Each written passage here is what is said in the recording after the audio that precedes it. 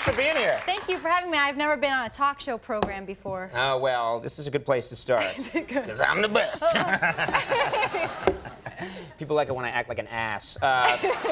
Now, first of all, I've known you for a little while because you've been writing up at Saturday Night Live, doing a great job. Then you get this Weekend Update gig. Yeah. And you've been doing great. Congratulations. Thank you. Yeah. Oh, thank you so much. You really much. like it. I do like it. You enjoy it. I do And you're enjoy the first, correct me if I'm wrong, but you're the first woman to host Update since Jane Curtin. Is that right? I don't. I think think that's actually not right. Mary Gross did it Mary somewhere Gross did in the interim. Right. Oh, actually, in like Yale. Actually, you're like way wrong. There have been 65 women. In fact, it's mostly been women. They got to get a guy in there sometime. No, but it's a rare occurrence, and you actually use Jane Curtin's, right? Yes. You borrow her Jimmy old. and I do it with Jimmy Fallon too. Right. He's cute, right? Yeah. I know. He's here. Oh, yeah. He's here somewhere. Look around. Yeah, he ran through the studio. He did. The other day. Yeah, we use Jane Curtin and Dan Aykroyd's original tagline from the second year when they say "Good night and have a pleasant tomorrow." And I think maybe Chevy Chase said it too. And I'm really glad that we did because we felt like all this pressure to come up with a new cool tagline, and we were just like the week before the first show we were really sweating it. Like we were trying What were you coming up with? Like Jimmy really wanted to end the segment saying like, "That's Weekend Update, yo quiero taco news." I was like, "Oh no, brother." Yeah, he should be beaten for that. Yeah, we tried. I'm Tina Fey, and I'd rather be shopping. That didn't work so good. You have a good editing process, though. You know to throw these things away. That's the important thing. Yes. So now, we went old school. We kept it plain. Exciting. You're engaged. Is that right? Yes, I am going to be married. Who is the lucky fella? His name is Jeff Richmond, and I know him from Chicago. He's a director at the Second City in Chicago, but he lives here now, and he's an actor. And he actually has done a few bits on your show. Someone said he was here recently. I did not meet him, but he did a bit here on the show. He did bits on the show. It's funny because he doesn't really like for me to be the only breadwinner sort of in our little family. So he likes to work and have his own money because he's very big sense of pride and a lot of dignity. That's so a he good thing. does bits on your show sometime. And he did. Someone said he did one this week. Yeah, I did one this week. Do we have that? I want to take a look at see who you're getting hitched to. This is who I'm marrying. Yeah. Okay. Let's take a look at this. Chlamydia, gonorrhea, syphilis, genital warts, herpes simplex 1, herpes simplex 2. Okay. That's really him. Okay. That's now, no joke. Me and him's gonna make a baby someday. You're gonna have a baby with that man. Yeah, I'm gonna make a baby with that man. Now, I want to ask you something. I'm hosting Saturday Night Live in a couple of weeks, and I'm curious. I know that I used to work there years ago, and it's tricky, you know, trying to figure out how to make the host happy. Do you know what I mean? Yes, it's going to be really, because we meet with the hosts on Monday. They come in and we pitch them our ideas, and a lot of times you don't really know what you're going to really write on Monday, and you kind of lie to the host, which is going to be impossible with you because you're going to know our lies. If we're like, you're a hat salesman who's afraid of hats, like you're going to know that's a total lie. And so, or not a lie, just not a good idea. Not a good idea. Yeah. Although, because we only use the best ideas here, as you can see. So look at our Cupid sketch, for example. That Cupid sketch, I hope that'll be recurring. Oh yeah, it'll be back. So yeah, you have to pitch to the host, and usually they just sort of say, okay, whatever. But occasionally they'll shoot you down in the meeting, and then you're sort of like, oh, like one time I was pitching to Garth Brooks, the country singer Garth Brooks, and I said I was kind of lying at it, and I was like, I thought maybe you play like a singing cowboy, and he's like, yeah, I don't really want to play a singing cowboy. I was like, oh, okay. He was like, I don't want to play a cowboy at all. Well, he's wearing a cowboy hat. Huge cowboy hat. And cowboy, yeah, that's not my thing. Holding a mule on a rope. And I'm not into that. Yeah, it's not my thing. Yeah, he didn't want to play a cowboy, so I kind of was like insulted by that. And I remember I purposely, I was like, I'll show him. I tried to write a scene to like purposely embarrass him in the read-through. Like, I can't wait to host this show. Yeah, so please. Yeah. But so I wrote this scene where he played an old French prostitute. And so like that's as far away from cowboy as you can get, right? Yeah. And he did it, and he did a good job, and we ended up doing it on the show. I know that's a big part of his image now on tour. He does that on tour, and it just shows that it's good to try to humiliate people. Well, good for you. Now, speaking of humiliation, you love the scandals. If you're doing Update, you must love You love scandal. You long right? for things to happen, yeah. For things to go wrong. Yes. Are there any scandals that you're just really wishing would happen so that you can have good update jokes? Yeah, I mean, it's hard to think of, like, what is going to top the last. You're never going to top Clinton. You're never going to top this Clinton crazy will never. election. No one should even try. That's a record. That whole scandal. No one should ever try. The only to do better person that than could ever top Clinton is Clinton. Like Right. if Clinton, gets a reach around from Bigfoot. Like it's never going to get any crazier than Clinton himself. Now that image is in my head for the whole weekend. Clinton going like, "Come on, Bigfoot." Bigfoot. I never touched Bigfoot. Bigfoot, nah. Bigfoot is imaginary. Bush and Cheney, they're not going to do. What are they going to do? Bush, Cheney, and Macy Gray love triangle. It's not going to happen. It could happen. You never know. You just never know. You never know. Something good's going to happen. They could turn out to be robots. Okay. They could come out one day and just screw off a big robot head. Right, I right. don't know. You don't think it's going to happen? I don't think it's going to happen. I think it's going to be a slow 12 years. Wow. And I guess they'll change the Constitution in there somewhere. Yeah, that would be a scandal. Yeah, that's a scandal. Well, this weekend, Saturday Night Live has Sean Hayes from Will and Grace and musical guest Shaggy. Yes. So check that show out. Hey, thanks so much for coming by. Thank you for having me. Congratulations on everything. Thank you. Tina Fey, everybody. Greg Gurman coming up. We'll take a break. We'll be right back. My first guest, of course, is co-anchor of Weekend Update on Saturday Night Live and is also the show's head writer. Here's a look at her from a recent show.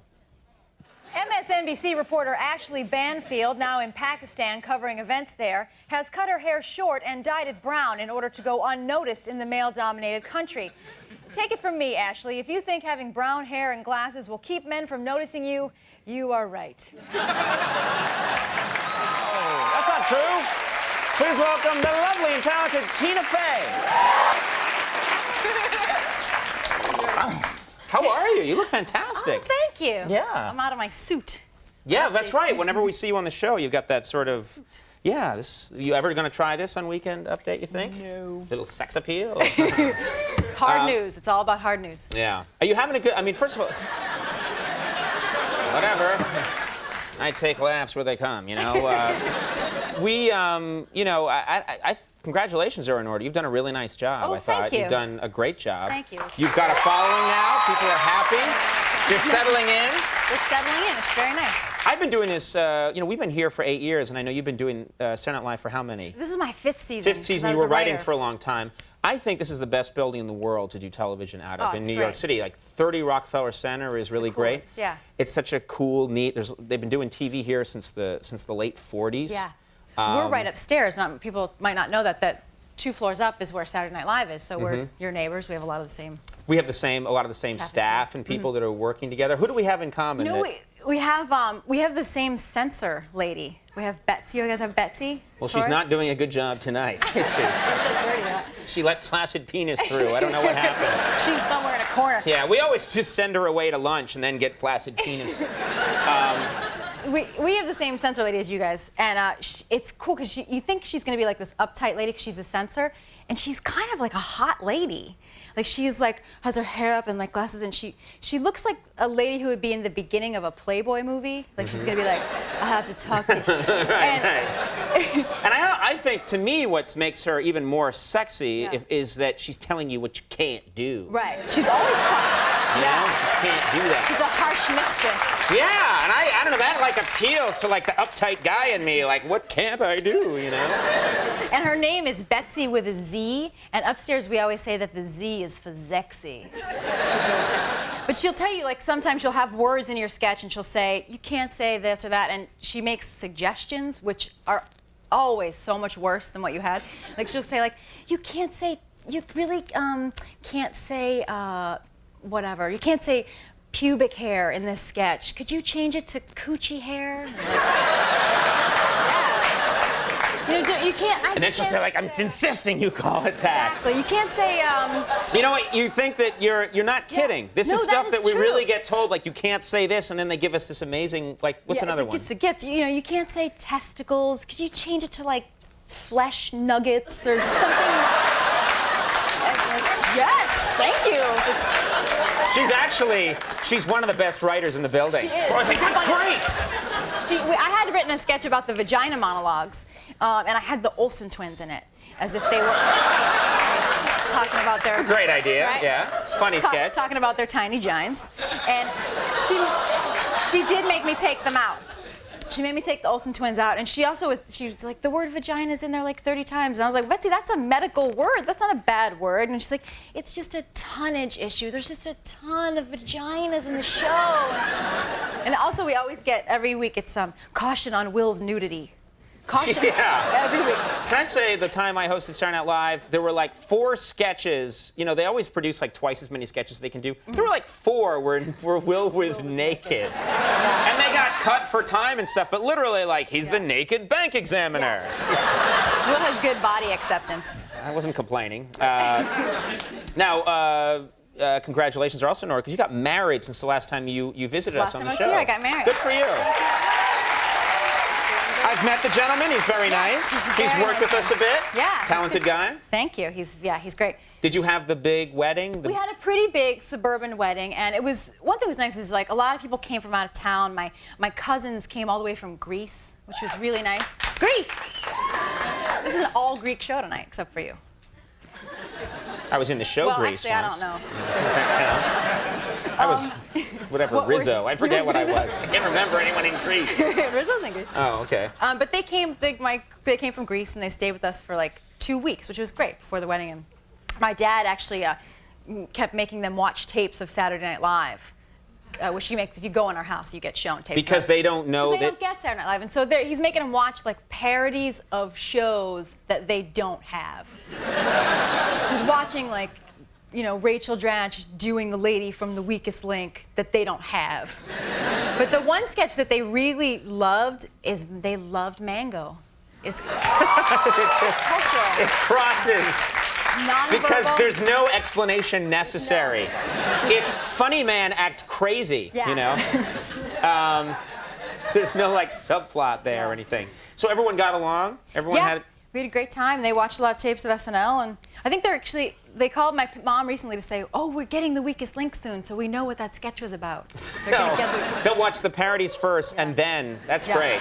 That's very strange. Now, what about, they must be very proud, I would think, that your family's proud of your success. Yes, they're very proud. Oh, you know what else I want to tell you? This is a side note. This is an interesting Greek fact. I forgot to tell you this.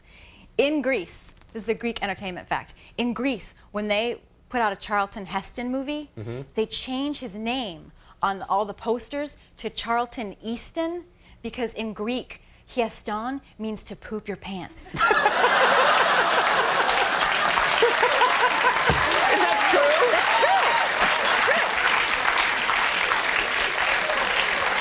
true. So right now, I just love all these, I love before they change his name, all these Greek people just waiting for that part of the movie to come up. They're watching Omega Man. When is it going to happen?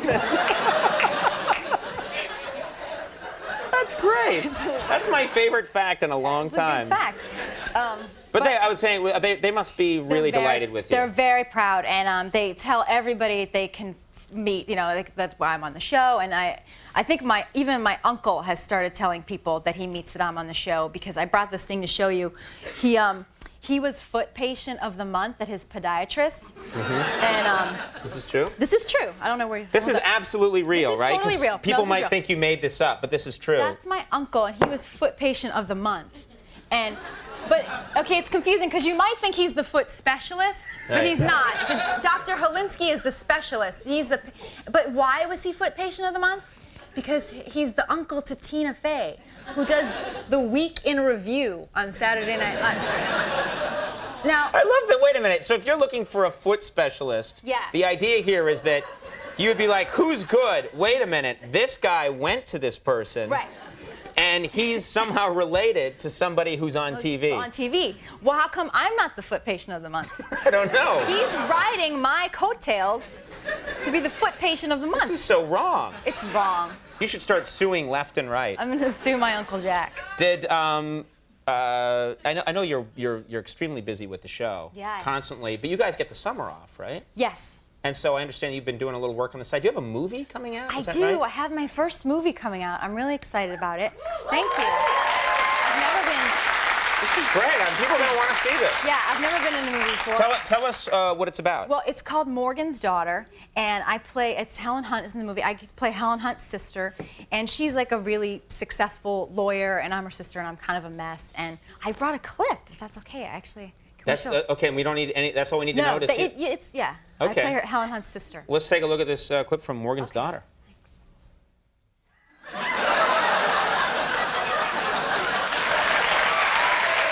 Great. You're on the left. I'm on the left, so November 14th. Please go see it. Morgan's Daughter. You know, you're kidding around, but that is better than most of the clips. Most of the time we show clips on this show, I'm like, ah, that's good.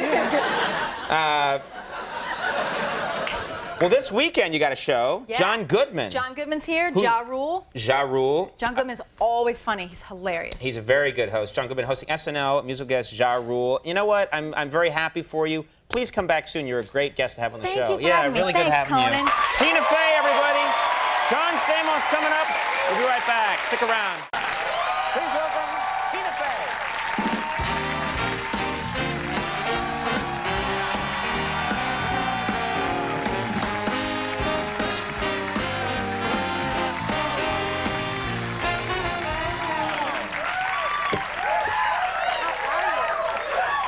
Very, very sexy outfit you've got on there, Ms. Fey.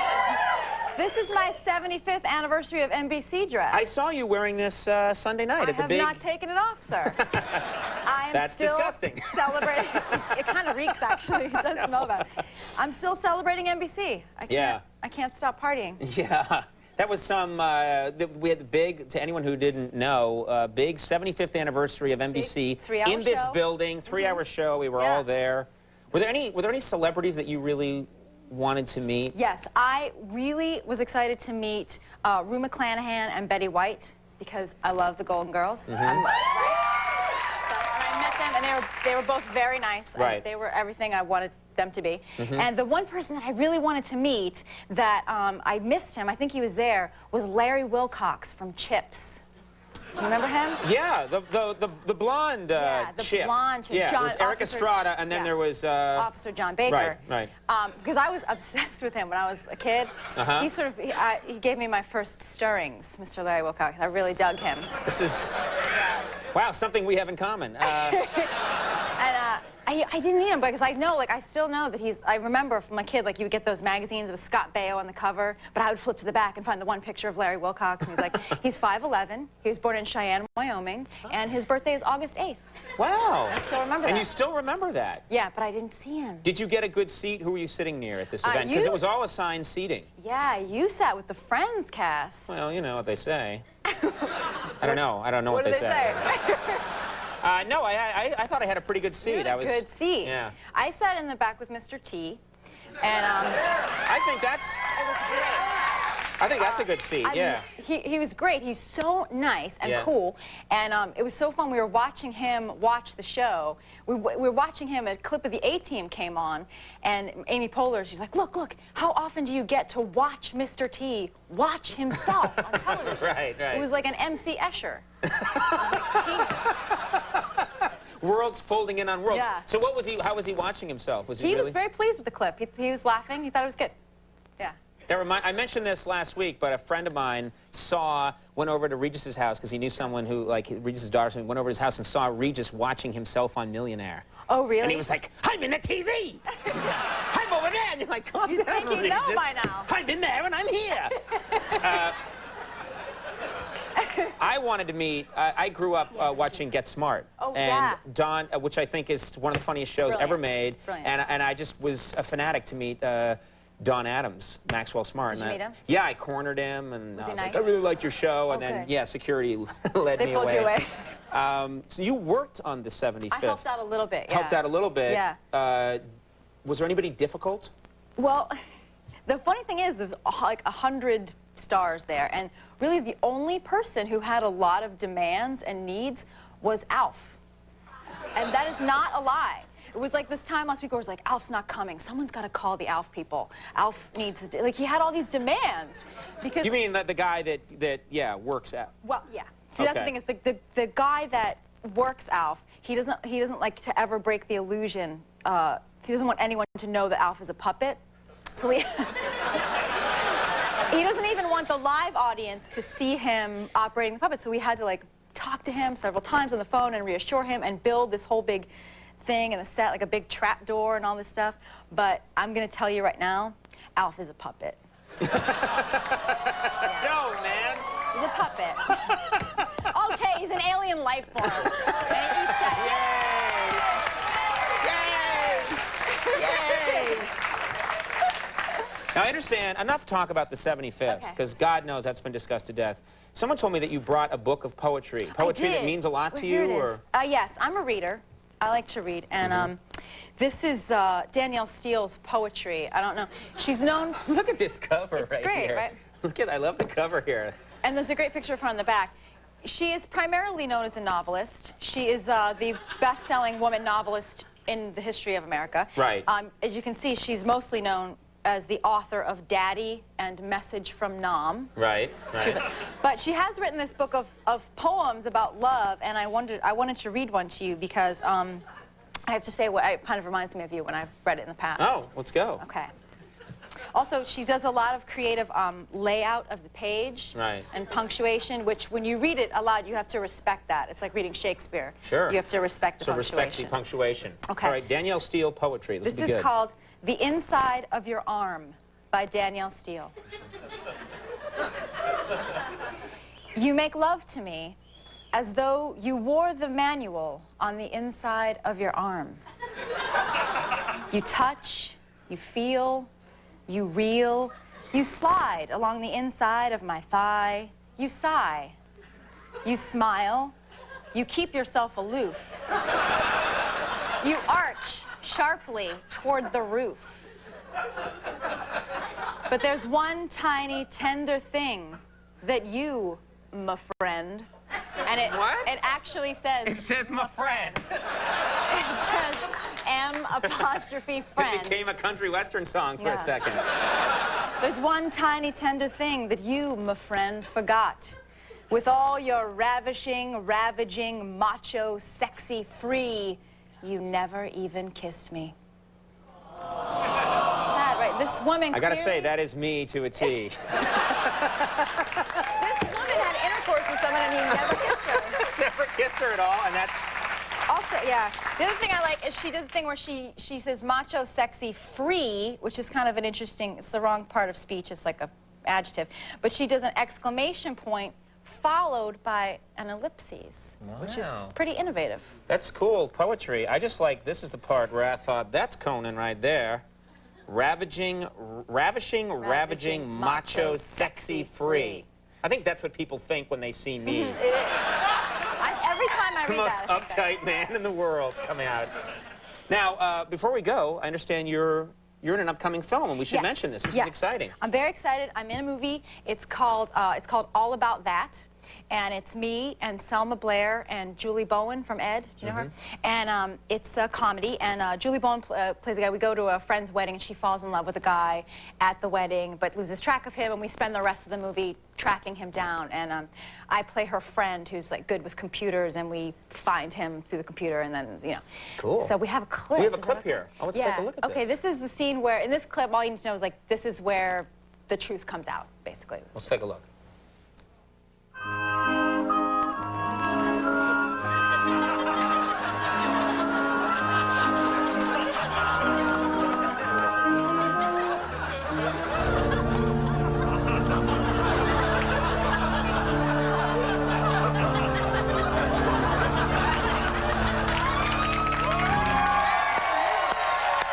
That was great. May 24th. May 24th, that's going to be big. Saturday Night Live, this is going to be a big show. Host Kirsten Dunst, musical guest Eminem. That's a big show. And congratulations to you. You're on that cover of Entertainment Weekly this week. Yes, things are going very well for you. Tina Fey, everybody. Corbin Burnson coming up. We'll be right back. Stick around.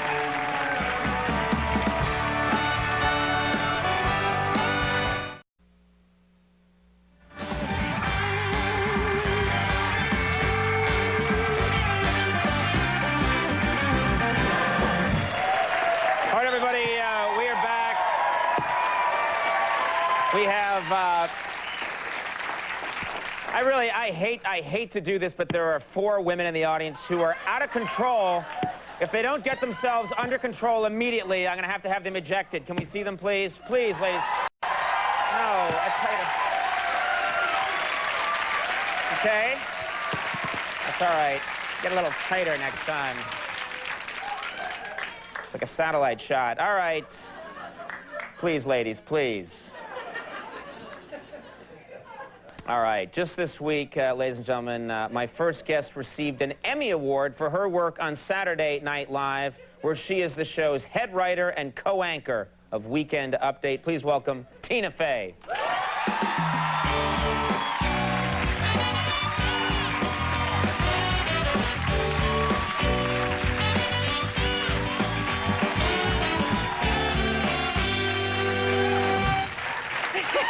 I swear to God, I've always, and maybe you'll go along with me on this, but I've always wanted to bring the guest out and the music keeps playing and there's no interview, we just dance the whole interview. Oh, I would, anytime, I would gladly. Okay, and people at home would be, what's happening? That would be... They'd think they've gotten like German television. Exactly.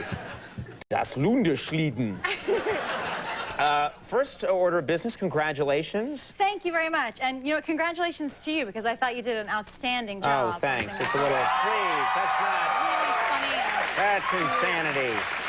It's good. That's insane. Please, that's crazy. But more about me. No, this is a great thing. You guys won an Emmy for your writing. This is your first Emmy? Yes, this is my first Emmy. I'm very excited, and it was great because there's like, you know, like 60 writers on SNL, and we all got them. And it was funny too because we realized that we had to get them home. Right. And you can't. Like, and home is the awards are in Los Angeles, and home is New York. You had to fly back to New York, and you can't even take like a spork on a plane anymore. Yeah. And then an Emmy is like a big, blunt thing with 2 sharp points on the end. The wings, people don't know this, but the wings of the Emmy are the most dangerous thing that you've... I mean, they sharpen them down to a point. Yeah. So what do you... How do you... So one of the other writers, Doug, he called the airport, and they said if you put it inside your carry-on and close it, you can bring it on the plane, which I thought was actually a huge breach of national security. Right. And Doug was saying, he's like, that'll be the new Al-Qaeda training program, is they'll train them all to win Emmys. Like, all right, here's the plan. We get on the HBO. We get on HBO and you do a movie. And no, ABC, HBO. Yeah, HBO. Right. They promote it more. Better chance of getting an Emmy. Like, I don't know. This is a bad plan. Now, do you like being in Los Angeles because it's such culture shock between New York? I find it intimidating to go to Los Angeles. Why? Because somehow you leave your house, you get cleaned up, you go to the plane in New York, and somehow during the flight you turn into a hag. Because when you get off on the other end in Los Angeles, you're a hag. Because it's just like crazy hot ladies with like their boobs are like up here. Like I was in a store and there was a woman in like a fancy jewelry store, and she was wearing an exercise thong over some other shorts, and she was like crazy body, like cut triceps, beautiful hair like a mermaid. She turns around and she was like 100 years old. It is funny that everyone they're out of shape people. Yeah. If you flew them to New York and dropped them in the middle of the city, would be the most buff people in the world. Yeah. It's ridiculous there. But you, I mean, and I don't want to embarrass you or anything, but I've had my eye on you, young lady. You're a very attractive woman. Well, I mean, thank come on, you. you must work out. You must take good care of yourself. No, I didn't. Anybody want to fight me? Wow. That's actually, yeah. Do you mind if I just keep... While we robot? Yeah, right. I do go to the gym, and I started, like, now I have working out with a trainer and all that stuff. Oh, okay. But I go to the gym pretty often, and my thing with the gym is, first of all, I forget that people might possibly recognize me, and I'll be in the locker room, and I look terrible. First of all, I go, like, looking really scruffy. But in the locker room, like, sometimes there's just naked ladies in the locker room, and I look at them, like, I get caught looking at naked ladies all the time. Anything else you want to tell us? But it's because some people, I don't know if it's a New York thing, but some people stay naked in the locker room way too long. And sometimes there'll be a lady who puts on just her bra just her bra. And then like, nothing does down her eye below? makeup. Nothing? Yeah. Nothing. And then does like 10 minutes putting on her makeup. Or like, there's always like a lady like on a cell phone, totally naked. Calling the babysitter. Just give them the, it's crazy. Well, you know what? That's not just women, because the gym I go to, which is just across the street, there are guys that are just and they'll talk to me. They'll be like, "Yeah, I saw you on the Emmys the other night. That was some show." And they're just naked as the day they were born. Yeah. Everything's out, and they're just having these long conversations. And you're like, "Put some pants on." How can you not have pants on? Well, it's been done. Now, Saturday Night Live. Yeah. Starting up when? October 5th. Not this Saturday, but next Saturday. Now, you work, and I used to have this experience when Andy worked on the show, is that if I was anywhere and Andy wasn't with me, people were like, "Where's Andy?" Yeah. And if Andy was anywhere, like with his wife or his kid, you know, people would go like, "Where's Conan?" Like, they associate the two of you together. What's it like when you go someplace? Do people ever expect to see Jimmy Fallon with you? I think so, yeah. They asked me how he's doing and stuff. I was in, this summer, I spent the summer in Fire Island, and we went, one night, we went down to the Pines. This is you and your husband? My husband and I were in Fire Island, and we were in the Pines, which is this beautiful town at the other end that is predominantly like a gay town. And we went there for dinner, and we had a great time, and then nobody really recognized me or anything, but this guy at the end of the meal was like, "I love your show. Can I have your autograph?" And I was like, "Sure." And I'm writing, he goes, "I love your show, but next time you come here, you bring Jimmy Fallon, okay?" You bring Jimmy Fallon. He's like, "I'm not bringing Jimmy Fallon to the Pines. We'll be like torn apart like a gazelle." Like, fur and bones and... Jimmy Fallon, get him! Ah, Jimmy Fallon! Now, I don't know if you run into this. I run into it because I tell jokes here on the show, and sometimes people, you know, they get upset. It doesn't happen that much, but on Update, you go after like lots of different celebrities. Does it ever haunt you? Do you ever hear back from someone that someone's not happy? Sometimes you hear back, or you see them and you think, oh, I've made fun of them. Or I have a theory that I am secretly banned from The View. The show, The View. The View? Because I've never been asked to be on The View, and only because it's such a lady show, and they have like all these ladies on, and I'm a lady. Right. Right?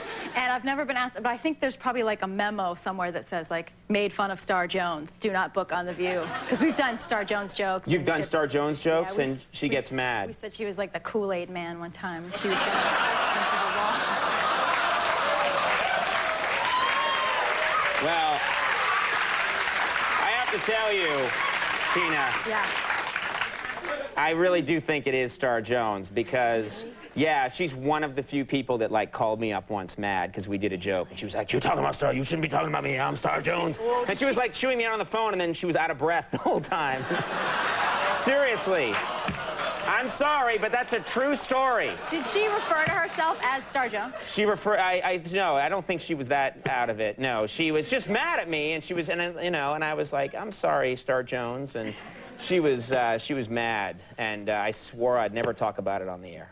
So this is all cutsies right now. Oh no, send it on out there. What do I care?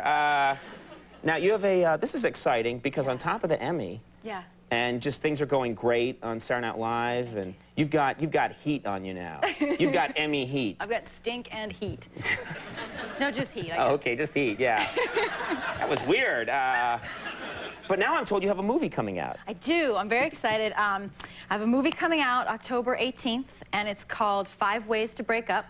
And it's mostly, in it. It's Mina Suvari and Jake Gyllenhaal are the main people in it. Cool cast. Cool cast, right? I'm in it a little bit. Mina plays like, she works at a magazine, and I play her mean publisher boss. And we have a clip, if that's okay. Yeah, I'd love to see. This sounds like a... What's the setup? All you need to know about this is that we're all, like, we're late. We're trying to get to this wedding. We're all late for a wedding. So it's me and Jake Gyllenhaal and Mina Suvari. Let's take a look at this clip from 5 Ways to Break Up. 5 Ways to Break Up. Let's take a look.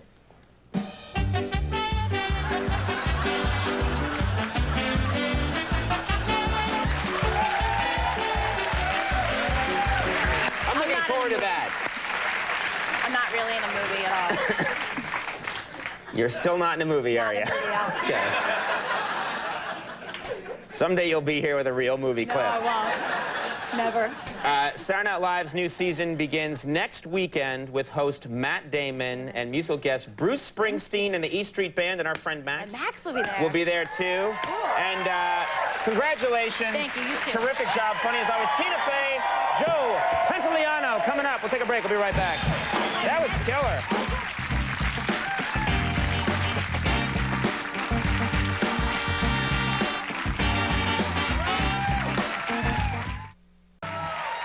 Back, everyone. My first guest tonight is, of course, the co-anchor of Weekend Update and head writer on Saturday Night Live. Please welcome the very funny Tina Fey.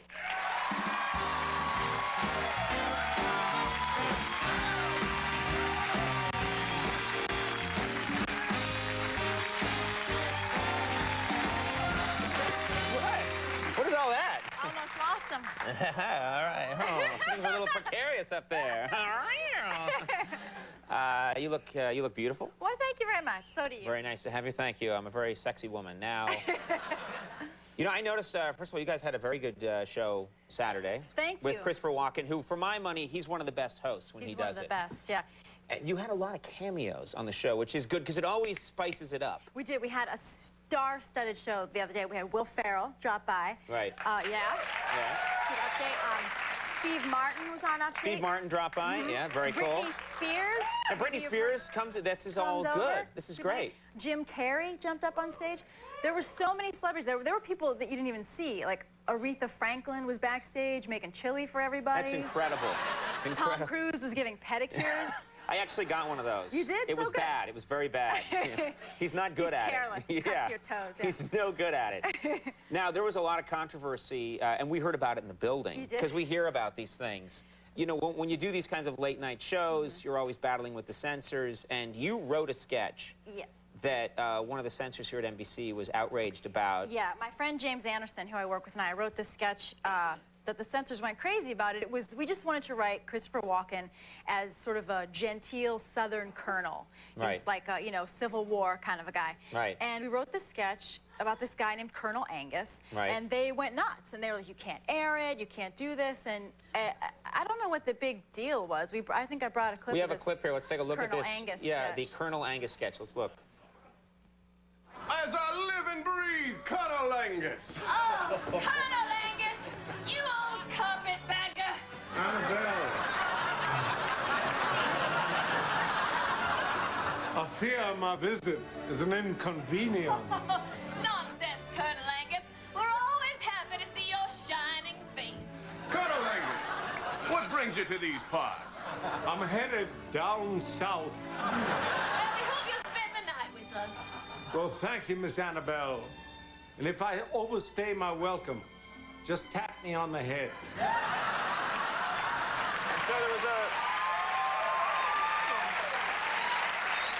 But you know, they were very worried about it. They were very worried about it, and there were 0 calls of complaint. Right. And 1 person called to approve. The person was home and said, I want to call up and approve that. That was me. I tried to sound like an old lady. I loved it. It's funny, too, because usually I talk to my parents on Sunday mornings, and Right. I say, what did you write this week? And I lied to them this week, and I told them I didn't write anything. Yeah. But I wrote that. It's just a nice old Southern tale. Yeah. Now, I don't know what the problem is now. I don't know. You don't do sketches that often. You're on the No. Update, but it's rare that you show up in a sketch. Yeah, I don't usually do sketches because plenty of people do sketches. They're much better at it than I am, certainly. And every now and then I'll do one if it's like fun or something. Once, a couple years ago, I got to do a sketch that ended up getting cut, but I got to dress up like Princess Leia for a sketch, which was like a dream come true. But something I learned is that it does not matter who you are or what you look like. If you dress up like Princess Leia, nerds come out of the woodwork. I was in the hallway dressed like Princess Leia, and there was just guys like, hey, what's up? How's it going? Princess Leia, what's going on? Yeah. It's hilarious. I felt stopped. They just come from everywhere. Princess everywhere. Leia. Yeah, guys, glasses. Like, So you were going to do a sketch with Rachel recently where you yeah. played a man. Is that right? We did a parody because we also are legally obligated to make fun of reality shows. You have to now. It's just an FCC rule. We did we did a parody of Joe Millionaire, a series of them, which is the different twists other than he wasn't a millionaire. And then I was in one where it was called Joe Not a Dude. And I was really a lady, but I was trying to pass myself off as a dude. And I think we have a picture of me and Rachel from that. No, that's a good-looking show. You're a good-looking man, actually. Yes, you are. People were disturbed by that. Really? It bothered like, them? oh. Oh, very attractive man. Now, Kelly, Jack Osbourne are here tonight. You're excited about this? Yeah, I'm a big fan of the Osbournes. I didn't get to meet them yet, but they're actually filming them backstage. The Osbournes crew is filming them. Because wherever they go, that's the show. Yeah. That's the amazing thing. Exactly. Wherever they go, whatever they do, that's the show. So I was trying to do something to get on camera for the Osbournes. So I pooped on the floor back there. Because a lot of times on the Osbournes, it's just people picking up poop. Yeah. So that should probably make it in. Do it, right? No, it may not. There may be more outrageous things happening. You're going to get a call from your agent, you didn't make the cut. Pooped on the floor for nothing. Are you a fan of these reality shows other than the Osbournes? I do. I like some. I don't like the jungly ones, but I do like. I like American Idol. You like American Idol? I like the earlier weeks. I like it when it's still the cattle call, because I think there's the interesting thing about American Idol is there's a very high level of what I call gay delusion, where it's just like gay delusion, where it's just these guys who come in and what's clearly like a woman's Liz Claiborne blouse. And they're like, can't sing, and they're like, I'm fabulous. I'm just like fascinated about it. My friend and I call it, we've actually shortened it to gaylusion. It's like, they're suffering from gaylusion. In that guy's world, he's fabulous. Right. Like he's working at the Starbucks all day. Right. And at night, fabulous. And they're the ones that come on with the most attitude, too, because they're convinced that they've got the most talent of anybody. And then there's another thing I like was a woman who didn't make it in the first round, and they said, you know, you're not going to Hollywood. And she tried to make them feel bad, and she said, like, well, that's fine. I guess I'll just go home and take care of my children. Like, you know what? Regardless. Yeah. Whether you advance or not. That's kind of Now, I understand this is very exciting. You have a movie coming out. Things are really going well for you. Oh, thank you. I do have a movie coming out. It comes out this coming Friday, so please go see it. It's called Player Haters, and it's Johnny Knoxville and Jamie Presley and Horatio Sands is in it, you know him, and Sean Patrick Thomas. Wow, it's a great cast. It's a great cast. I'm just in it a little bit. I play like this uptight, mean, Johnny Knoxville's mean boss at like the bike messenger place that he works at, and I'm just kind of a bitch, but then they find out like I have this secret, and that's why I kind of act that way. So very I have cool. A clip. Yeah, a little clip. Let's take a look at this clip. This is where they find out why I act the way I do. Okay, this clip from Player Haters.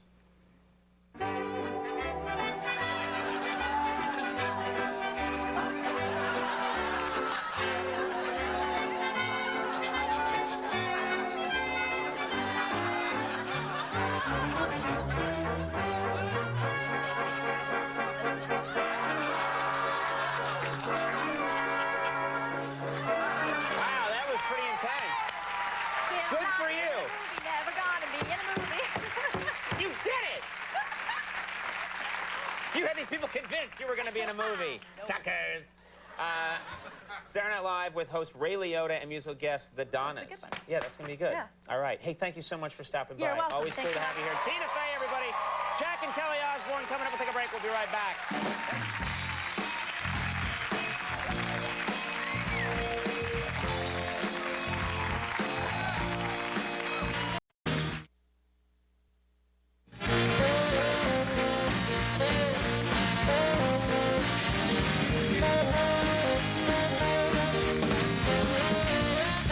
What the hell? Everybody here back. My first guest is, of course, the co-anchor of Weekend Update and the head writer on Saturday Night Live. Beginning tomorrow, you can see her in the film Mean Girls. Here's a clip. Oh, God, I'm so sorry. It's not you. I'm bad luck.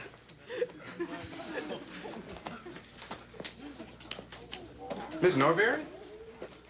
My t-shirt's stuck to my sweater, isn't it? Yeah. Fantastic. Is everything all right in here? Oh, yeah. So, how was your summer? I got divorced. Oh. My carpal tunnel came back. I win. Yes, you do. Please welcome Tina Fey.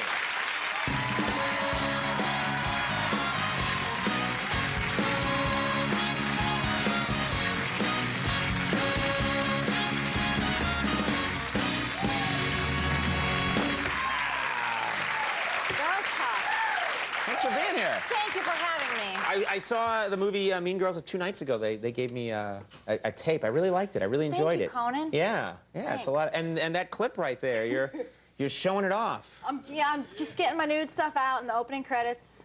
Just giving America what they don't want. That's not true. I wrote What in. they're not talking about.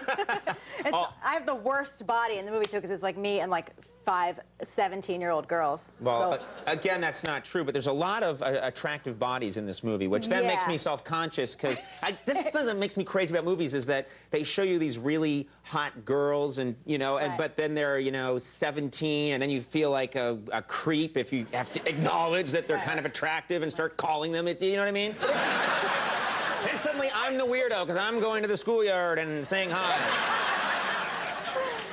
But if you keep paying $10, you can see them again and again and again. They closed that place. And it should open again soon, because Max and I used to have the best time.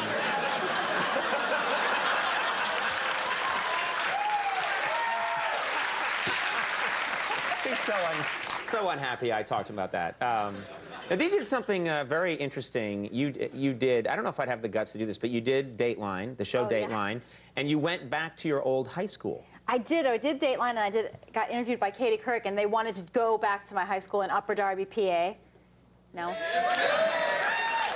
Those people are clearly lying. When people have to flip through an atlas before they go woo. It was weird because all my teachers were, everyone came out of the woodwork, and my whole family was like standing around while I was interviewing. And then the high school paper wanted to interview me, so I sat down with them for a while, and they had this huge list of typed questions. And the first question out of the gate was, who's a better comedy writer, you or Conan O'Brien? And I was like, oh, well, that's a tough question, And then I hear this kid behind me going, Conan. Right next to me. He's like, Conan. And I turned around, and he was like this 6'3", gangly, red-haired. And then you started looking closer, and you're like, Conan? And he went, my name, not Conan, and ran away. But he was a dedicated fan. That's nice. I like that's what a fan of mine would do. That's how sophisticated. Conan. That's brave to go back to your high school. It was very odd. I went back to my high school for a reunion, and all the people there who I had gone to school with, now because I'm on television, they all remembered these things that never happened. That made me, in retrospect, much cooler, but they never happened. I was a guy that hung out in the library, and but these guys were saying, remember the time you and I found that gun and we shot that guy? No, I don't know what you're talking. Dude, come on. We shot one guy. Now, you're everywhere these days. I caught a photo of you in the New York Post, and as I said, they're never wrong about anything, but they had a photo of you that was kind of interesting. Oh, you know what happened was, I was in this diner in my neighborhood where my husband and I go all the time, and the waiter, who we know because we go all the time, came up and he said, if it's okay with you, this other guy who's a regular too, he's a photographer for the Post, and can he take a picture of you and your husband? I said, yeah, okay, I don't have any makeup on, but okay, sure. So he comes over and he takes a picture of me and Jeff, and then I was like, all right, do another one. Now kiss him on the face. All right, now you get up. He made me he's like, go in the kitchen, come back here. Put this apron on. And I'm like, I don't want to. He's like, hold up this pie. And he's like putting me in these weird comedy scenarios. Right. And the whole time I'm going, I really don't want to do this. And he's like having me scoop salad. And yet I kept obeying him. It was like that psychology experiment in college where they tell people push this button, and then they push it and they hear someone screaming. Right. But then they go, you must push the button. People keep pushing it. Right. And he was like, he made me hit the waiter in the face with a pie. I was like, I don't want to hit the guy in the face. He's like, yeah, just do it though. And then, sure enough, a week later, here's the picture that ran in the Post. This is real. This is you. What a jackass! You look at that and you're like, what are you doing? And it's because this guy forced you to. He forced me to hit that guy with a pie. You know, they walk around New York and they take pictures of people. And last time I ran into one of those guys, I have a 6-month-old little girl, and I'm, just pushing her around like a little stroller, and the guy sees me, goes he's just taking a picture of me, and I'm like, if anyone cares, whatever, I'm just pushing the baby, so what? But then he's like, come on, do something. And I'm like, what? What do you want me to do, throw her? Make it yeah, that would make it a cool photo. Hold her in the mouth like a bear. Yeah, exactly. Kick her back and forth. And what's sad? I did it. You did. It's the power of the guy with the camera.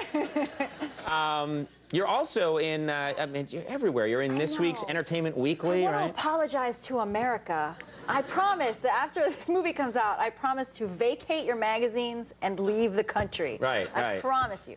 But yeah, we did Entertainment Weekly this week, and it was a thing about, you know, mean girls, and so they had me take this picture where I'm like looking all tough and I'm writing on the wall, and they were like, write something on the wall and we'll just show part of it. So this is the first we have a picture of what's in the magazine. That's me writing on the wall. Right. And then I brought this as my gift to you. We took, and this is real too, we took one Polaroid where I stepped back and you could see the whole thing that I wrote. Oh, let's take a look. That's real. That's real? I love that. I want that. That'll be a cover someday. When I announce I really am a bitch, yeah. That'll be a big cover. Now, we have a clip here from Mean Girls, which I said I really liked. I think the acting, and well, you did the writing of this, which is impressive. I don't know when you found the time to do that. It's a really cool story. It's very funny, but I really think everyone works together very well in this movie. Well, thank you very much. Yeah, Tim Meadows is in the movie. He's really funny in the movie. Amy Poehler, Anna Gasteyer. So all the adults are sort of played by our SNL friends, and then Lindsay Lohan and Lacey Sparrow are the kids. And I brought another clip, if that's okay. Okay. Is that all right? Yeah. It's like a 55-minute clip. Oh, good. You should want show another clip here. Okay, that's fine. Because you're always bringing clips, and you're always telling me, you know. I always bring a clip when I'm walking through. And so this is, I play their teacher, and this is, they run into me, Ms. Norbury, I'm their teacher, and they run into me at the mall where they work. Okay, let's take a look at this clip from Mean Girls.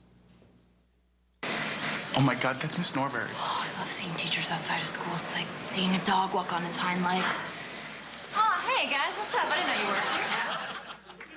See, I found that very confusing in the movie. Why are you always showing? Because I always like to show animals clips. It's an unbroken record for you now. You always work in footage of an animal walking or doing something. Yes. Yeah, it's your personal obsession. I got another one lined up if I ever come back. It's you'll be back. I got some footage of it's spider monkeys. They're dressed up like they work at a bank, and then a dog comes in to apply for a loan. I've got to see that. Yeah. Can you be here next week? Yes.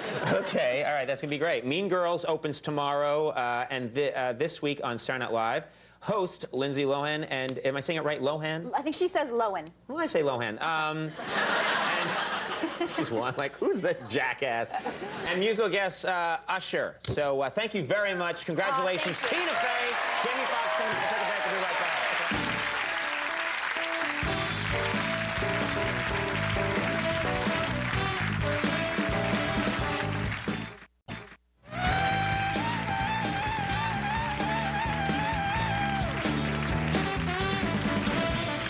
Everybody, we are back. You know, ladies and gentlemen, before I bring out my next guest, I would like everybody to, I don't do this often, but I think it's a nice thing to do. I'd like everybody to meet a really great couple that I met just before the show during the warm-up. They're here all the way, that's when I go out to the audience and say hi. They're here all the way from Park Ridge, Illinois. They seem very sweet. Please say hi to Tom and Terry Hogan. They're apparently big fans. And it's just nice to see them. Hey. Yeah. Thanks a lot, Conan. Yeah. Really, thanks a lot. And you know what? If you're ever in Park Ridge, feel free to drop by. We'd love to have you over anytime. Okay, well, thank you very much, guys. That'd be fantastic. All right, my next guest tonight can be seen... Conan, if you're coming from the airport, you want to make sure and take Manheim Road north. When you get to Toohey, take a right, and we're right there at Toohey and Western. Toohey and Western. Okay, yeah, I think I got it. Great, thank you. That's cool. So anyway... Or if you want an easier way to remember it, take the I-90 south, exit north on Cumberland, and cut across on Talcott. Well, Cumberland, that's just crazy. He'll be going 35 the whole time. And what about the CTA parking right? It's right there. That's only busy during rush hour. Plus, that really nice Dominic's is right there. And you can go in there and do the... Well, okay, folks, yeah. No, I'm sure I'll find it. Thanks for your help. Thank you. Okay. Hey, Conan, why don't you thank them for getting you lost?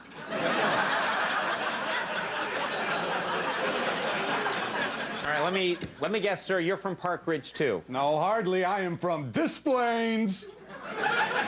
But my ex-wife married a loser that lives in Park Ridge. Not actually in Park Ridge. He's on the border there with Morton Grove. Oh, man. Okay, listen, I'm sort of busy. You know, I'm doing a show here, late night show. I don't really have time to remember all of these directions. So all you got to remember is Bussy Highway. Bussy Highway? That doesn't even go to our house. I know. It goes to my house.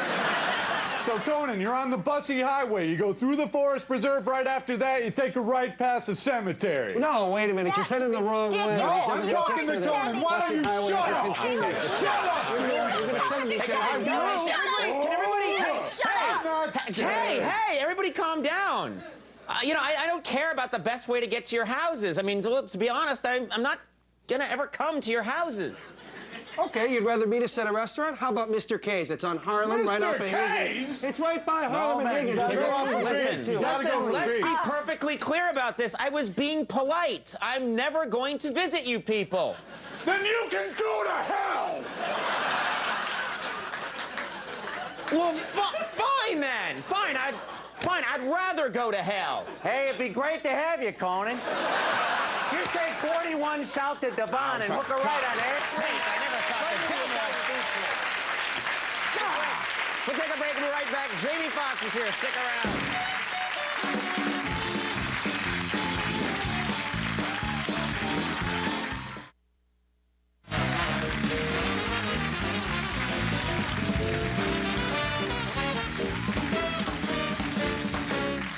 All right, everybody, we're back. My next guest, that's very nice of you. You leaned away from the sweet Conan camera. I cleared it. That was very nice of you. Never get in my camera again. Now, my next guest starred in his own TV. I scratch anyone that gets near the sweet cone cam. That's what it says on the side. My next guest. You look very nice. Well, thank you. Nice to have you here on the show, huh? Nice to be here. Now, I have to ask about this because everybody's asking me about it because we're just a few floors away from Saturday Night Live. Your studio is right near ours, and I used to work there, and we have some of you people on the show. Everyone thinks I know what's going on in Saturday Night Live. In the last 2 weeks, I've been deluged with people saying, what happened with Ashley Simpson? What's really going on? I think by now we sort of kind of figured out what happened. What happened is the Ashley Simpson robot malfunctioned. Yeah. No, Ashley had some voice trouble, and Right. she, you know, and we all kind of know what happened was, but I really felt bad for her. You did feel bad. I did, because she's very young. I ran when it happened. I ran in the back and was like, we were all hiding. It was so embarrassing. You hid just be. That's an interesting reaction when you didn't even do the bad thing, or the bad thing didn't happen to you, but it's so embarrassing that the embarrassment radiates out. And you yourself were embarrassed. The thing that I felt the most kinship with her was when she did that little hoedown dance of embarrassment. She was like, Yeah. I feel like that could happen to me. Yeah. I feel like I could be in a situation where I would be so embarrassed that I would do a hoedown dance. You know, it's funny. I think that probably is, like, when people are choking, they go like this. When people are embarrassed, the universal symbol might be hoedown. It could be. But I don't blame little Ashley. You don't blame her? I blame the dad because dad? I don't trust any dad that has a full head of highlights. It's My true. dad never has gotten highlights once in his life. Right. My dad tried it once in the 80s. My dad toured with Flock of Seagulls, and then he gave up on it. Now, we're both in a similar business where we do a lot of jokes, and we joke about celebrities, and tonight, you know, I'm doing some jokes about celebrities here and there, and it's all in good fun, but do you ever hear from celebrities that you've made fun of? Oh, yes. Can you give me an example? Well, yeah, I did. Actually, you mentioned him before. One time I did a joke about Bill O'Reilly, not even on the show, like at some other thing, and it wasn't that bad a joke. I kind of compared his books to poop, but other than it wasn't the worst joke ever. No, that sounds like a friendly nudge. But, so, like, a couple days later, I get this handwritten note messengered over on Bill O'Reilly stationery, and it said, like, Dear Ms. Faye, I was very disappointed to hear about your recent remarks. I thought you were better than that. Right. Bill O'Reilly. Wow. How did you feel when you got that? Were you scared? First of all, I was like, I already have a dad. You're disappointed in me? Like, what's up? But I was scared. I felt really bullied. And then it was so great because then, like, now, like, when Wienergate broke, I wanted Is that the official term, is Wienergate? Wienergate. Okay. then it was like, oh, I wanted to like cross the names off and send it back and be like, dear Bill, I was very disappointed in your response. I expected more from you. More of you. That's fair. No, I didn't. I actually heard we occasionally will do a Michael Bolton joke, and he did an interview somewhere, and they asked him about it, and he was really mad about it. And I played on a charity softball game with him once, and this is what Michael Bolton said. He said, if I ever play on a charity softball game with him again, and he's in the outfield, I'm gonna line one right at his forehead. And I thought, what a strange threat, because it's conditional on so many things happening. If you ever play softball again with me and I'm at the plate and you're in the field and I get one off to this side, I'll swing and get you here if you don't put up your glove. If I am ever. You know? If I am ever. Yeah.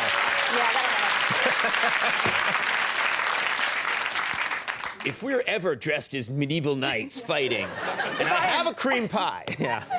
If I'm ever sharing a bowl of spaghetti with you, I will take the last meatball.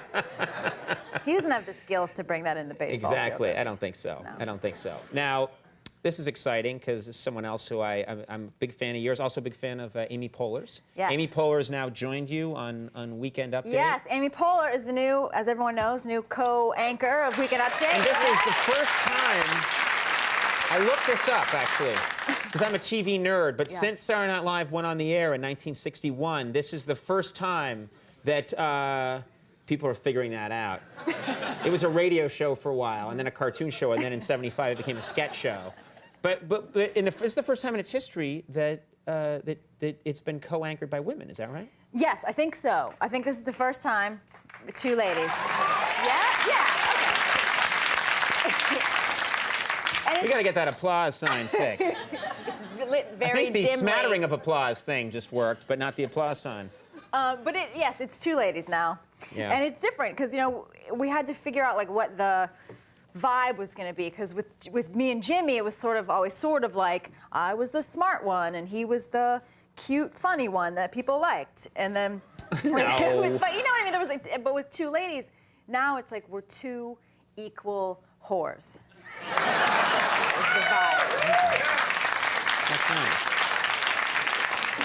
I like that energy. Two whores working together. Confident whores working in partnership. Intelligent whores, There's no pimp. No, you don't need a pimp. Lauren's a pimp. But how does it? He is the pimp to their hoes. I'll stand by that remark. Who's your pimp? This crowd is like, I don't know what to sound to that. We better get out of here. It's getting ugly. Do you like the dynamic of two women on Update? I do. Yes, I do like it. First there was a lot of like, will we dress the same? Will we dress different? And like, I kept saying like, we should dress like Destiny's Child, where like, I have a blue outfit with a feather going this way, and you have a blue halter suit. Right. But the one thing we have sort of realized that we have to be careful is, I don't know if you know this about me, but I can skew a little gay on the TV. Like sometimes if I take a picture or something with Amy, like it looks like she's my bitch. Like I have to be careful. Like Really? Because I just like we shot the Do you have any statistics that back this up that you skew gay? I feel like it's a Nielsen thing. They can test that. I skew very gay. But no, like we shot a new opening for the thing, like where they say like, now it's time for Weekend Update, like this 15-second little video. And the last shot of it was we were supposed to run up to the camera and like turn and look at each other and smile. And then if you ever see the show, you'll see that it's actually kind of cut off. Right as I'm starting to turn to Amy, they cut it off. Because apparently, I don't know how I smiled at her, but apparently it looked like I was going to rape her. I was going to like... Ow! Well, then you got to leave that in. That's Compel-a-vision, as I said before. We need that. What we strive for. Exactly. At this point. Courtney Love said something interesting recently. Courtney Love gave a quote. She said she wants you, Tina Fey, and Paris Hilton to both run for president. Which is one of her wacky quotes. How did you feel about that? Were you flattered? Well, I had not heard that until today, and first of all, it made me a little nervous because I don't know how I feel about that. I don't know if I like being on Courtney Love's radar. Like, I don't like. I would prefer to be anonymous, Courtney Love, but. Right. But Paris Hilton and I did actually talk about running for office together, but I have some sex tapes that would probably sink us in the long run because My sex tapes involve large birds of prey. And And you can't. And do they skew a little gay? They skew gay. You can't run for office and have a sex tape with an American Eagle. No. Out there. No. It's too bad. Someday in this country that will be possible, but for now we just have to wait. Now this is exciting. You have an upcoming role on Will and Grace. Yes, I didn't know about this till today. Yes, I'm going to do a guest spot on Will and Grace this Thursday, and I'm very excited about it. They're so funny over there. They're so good, and That's a fun group to work with. What's your part? I play I play a woman. I find Grace's purse on the subway, and then throughout the episode, like I'm trying to get it back to her, and then kind of trying to latch on to her as a friend. Okay, and we have a clip of this? Yeah. Let's take a look at this clip from Will and Grace.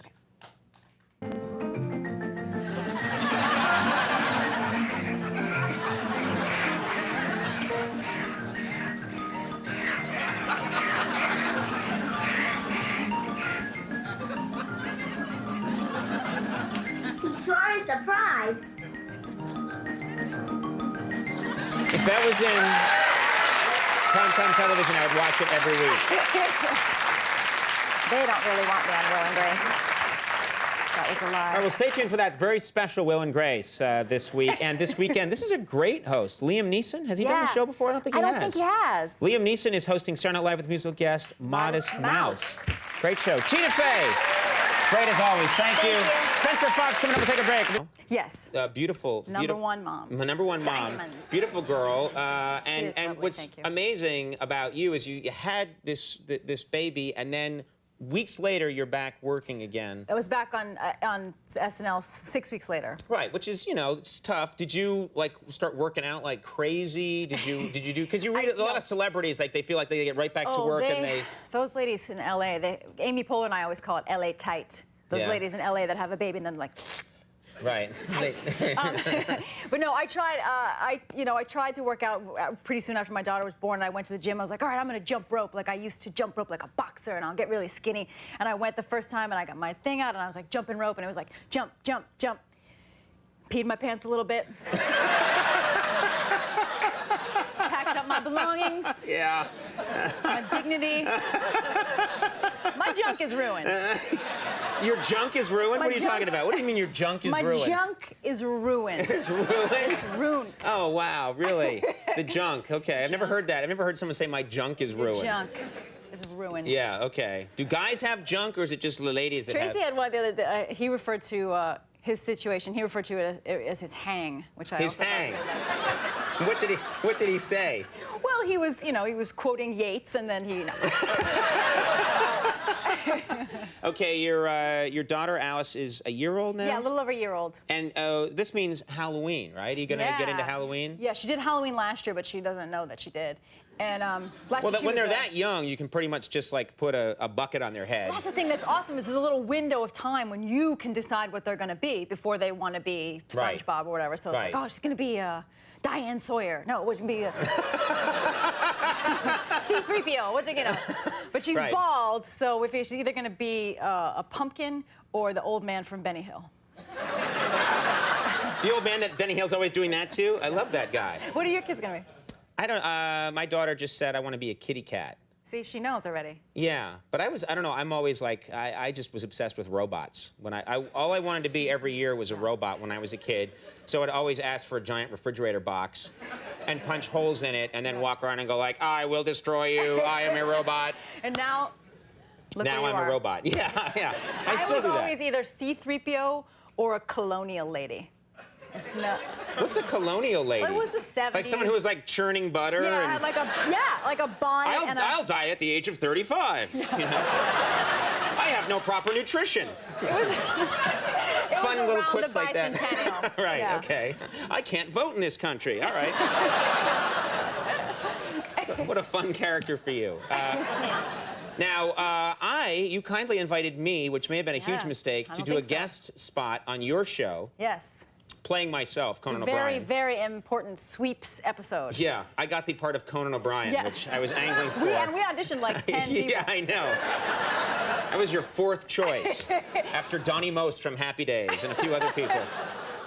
But anyway, I got the coveted Conan O'Brien spot, Yeah. and then so I was flipping through the part, and it's actually kind of a funny. It seemed like a funny idea, which is that Alec Baldwin. You explain. Tracy's character he plays this guy who's a movie star, a big comic movie star, who's fallen on hard times a little bit because he's gone nuts, and now he's on this TV show, and so he's booked now to go on your show. Right. But unfortunately, the day that he is booked to do the show, he's having some trouble with his medication, so he's really kind of whacked out. And I don't want him on because the last time he was on the show, he tried to stab me. Right. So anyway, he comes on the show, and it's interesting. I'm reading through the script, and in the script, Conan O'Brien used to have a relationship with your character. Sure, my character used to go out with Conan O'Brien. Yeah. Why not? Yeah, it makes me look good. Right? I like it. All right, let's. So this is a scene. I guess this is a scene where you've just taken Tracy. I'm trying to get him calmed down enough to do your show, and I'm trying to hide him from you. Right, and then I come along. Let's take a look at this clip from an upcoming episode of 30 Rock. You want me, Mr. Brewman? We can box the door. All right. Hey, Liz. What's up? Oh, hi, Conan. How are you? Good. You still going out with that guy from the pager store? Who, Dennis? Yeah. You still, how's your wife? Let's not do this, Elizabeth. So is Tracy okay and stuff? Absolutely. The vocal warm-ups. I'll tell him you came by. Okay. I like the intensity, the smoldering. You're smoldering. Man, there's some sexual chemistry when you get Conan O'Brien in a scene. I think you meant between Tracy and that mirror. I like that. Yeah, that's the sexual. Yeah, I like that. I get to say the line, "Let's not do this, Elizabeth." So, a tone I would never have in real life when talking to a former girlfriend. I'd be like, quit it, cut it out. Cut it out. It's a really funny show. 30 Rock airs Wednesday nights at 8 on NBC, so check it out. Tina Fey, thank you so much for being here. Continued success to you. Stephen Wright coming up. We'll take a break. We'll be right back. All right, everybody, we're back. I am sitting here with Tina Fey. Great year 2000. Thank you for helping us out. Thank you for inviting me. Did you enjoy being carried by Fabio? I enjoyed it more than I thought I would. Yeah, I really was into it. He's so smooth. He was about to pick me up, and I said to Fabio, "Oh, you must have picked up a million ladies, carried a million ladies in your career." And he's like, "No, you were my first." Not including Conan. Fabio, yeah. Well, that was it was a treat for all of us. Congratulations. 30 Rock has been renewed. It's coming back. Hilarious show. So congratulations. This is good news.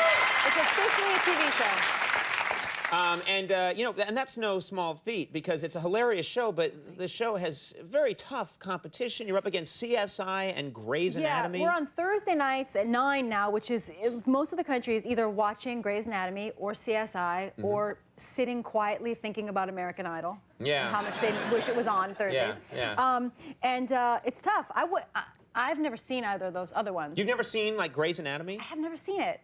But I want to do a similar show with real doctors, where it's like all like 55-year-old Pakistani gentlemen pulling women into the drug closet, being like, "We cannot go on like this." And some like 24-year-old Puerto Rican nurse from Staten Island. Yeah, I think that would be hot. I think this would be just as successful as Grey's Anatomy. What you're talking about? Right? We should definitely do it.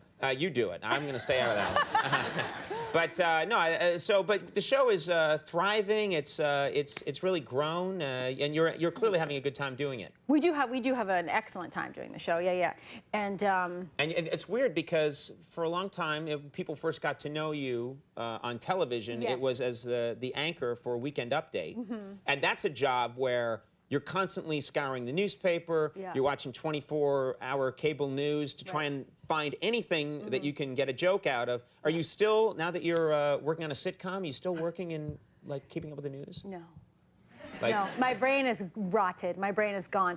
A couple weeks ago, Alec Baldwin, who is super smart and keeps up with the news, was trying to talk to me about, I guess Alberto Gonzalez did something bad. I don't even know. He was talking to me about it. You don't even know who Alberto Gonzalez is anymore, do you? Yeah. He said cartoon mouse. Yeah. What did this mouse do? This is an outrage. And he was talking about it, and I was just trying to be like, yes, yes, that's. I hear Anna Nicole is sick. Like, I'm just way behind on the news. She'll be fine. Yeah. Well, you've got other things to think about now, and of course, you have a daughter, Alice. Beautiful daughter who I've met. Yeah, gorgeous. Thank you very much.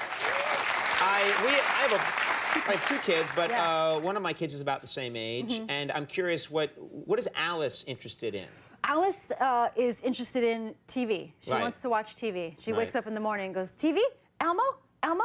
TV? Okay, TV? So she's into Sesame Street. Yeah, she likes Sesame Street, and I do let her watch it. It's really good. I mean, I am as interested in it as she is at this point. I think. Really? I'm obsessed with we have this DVD set. They have this thing called Sesame Street Old School, which is awesome if you don't have it. What is it? It's shows from the first few seasons of Sesame Street. Oh, like the stuff we would have watched. Yeah, so it's all this stuff, and you watch it, and you're like, I remember this in the back of my brain. And everyone has like a super huge fro and a leisure suit, and they actually have, excuse me, I'm choking. Yeah. I shouldn't have eaten that piece of beef before it came out. But, not Fabio. I never said Fabio. You thought Fabio. But this Sesame Street thing, it actually has a disclaimer on the front of it and says, like, remember, this is for nostalgia purposes and may not suit the needs of today's toddler. Because what's wrong with the early Sesame Street that kids today can't watch? They've learned stuff, like, they would never do the same stuff now where it's like, let's go into a stranger's house. Like, it's just all like, they teach they teach the concepts of like over, under, and through, and it's like, let's crawl through an abandoned sewer pipe. Yeah. It's not okay. But I make Alice watch it. This old house paint tastes really good. The letter P for eating house paint. I gotta check that out. Have you ever been? I actually got to go to Sesame Street once. I've seen you on there. I made an appearance on Sesame Street once, and that makes you a rock star with kids. Yeah. Did you ever get to go to Sesame Street? I have done an episode of Sesame Street. It has yet to air. I'm sure they'll air it. It was 11 years ago. What's the holdup? I don't know. I played a pirate. Yeah. And you were smoking. Hey, kids. They didn't ask me to appear. I just appeared in a pirate costume. Barged in. No, I got to do one, and I brought my daughter with me, and she met Elmo. It's cool because she's just little enough that she just goes and just thinks like, okay, there's some monsters here.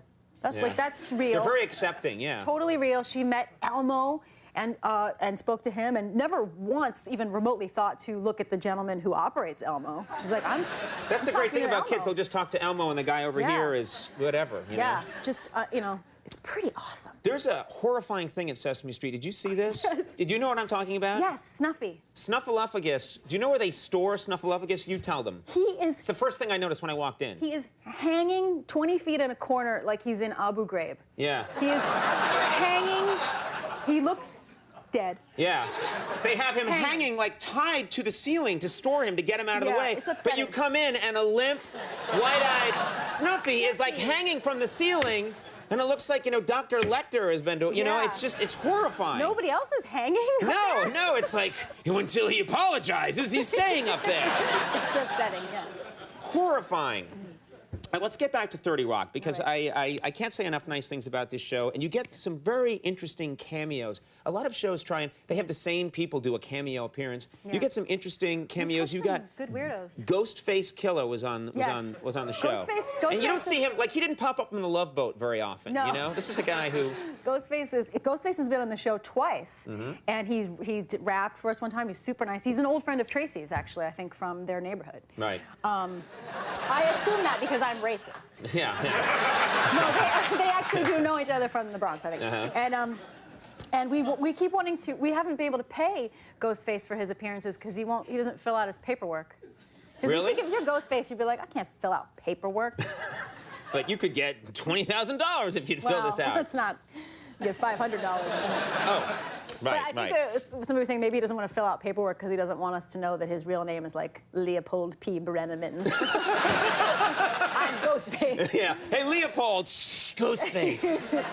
Well, we have a clip from tomorrow's episode of 30 Rock. What can you tell us? What's happening here? Paint the picture for us. This is probably the hottest sex scene, bedroom scene you will ever see on 30 Rock. I didn't know I was on.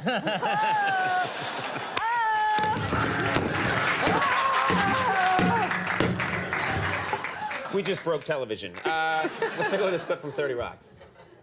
So where's Pete? Oh, he took his kids to that Russian cat circus. Wow. You are bringing it. Yeah, you like that? Oh, it's got pockets. Are you into that? Ooh, what's this? A used Kleenex. I feel like I'm in a rap video. Wait, let me turn on my humidifier. Yeah. Uh-oh. It's so dry in here. I'd totally buy it. Had me going. Don't miss it. 30 Rock airs Thursdays at 9 on NBC. Fantastic show. Tina Fey, thank you so much. Always hilarious. Kevin Pollak is coming up. We'll be right back. Ladies and gentlemen, there's this show already. I think we broke a new record tonight. Usually our show starts out kind of silly and gets sillier. This show is stupid from the very beginning tonight.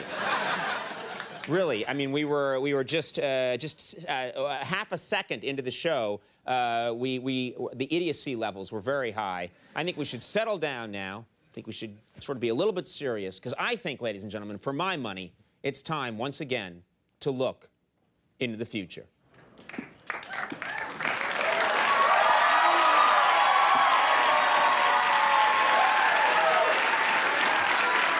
The future, Conan? That's right, Tina Fey, carried by Fabio. Let's look to the future all the way to the year 2000. In the year 2000, in the year 2000. Scientists will give laboratory mice the ability to speak. The mice's first words, how can we vote for Sanjaya? In the year 2000. The movie Grindhouse will be such an unpopular disappointment that it will be renamed White House. In the year 2000. After identifying the father of Anna Nicole's baby, people will move on to more important matters, such as global warming and how it's going to affect Anna Nicole's baby.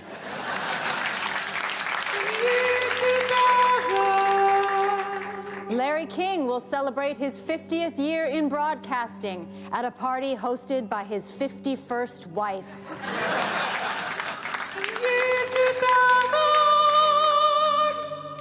A billionaire will pay $25 million to go into outer space, giving him a mind-blowing view of all the countries that could have desperately used $25 million.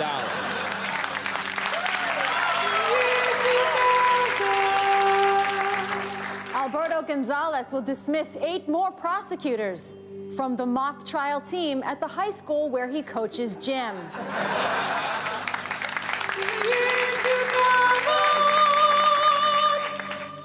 Ringling Brothers Barnum and Bailey Circus will be purchased by the Wayans brothers and 2 of the Baldwin brothers, making it the Wayans Brothers, Ringling Brothers, Barnum and Baldwin and Bailey Circus.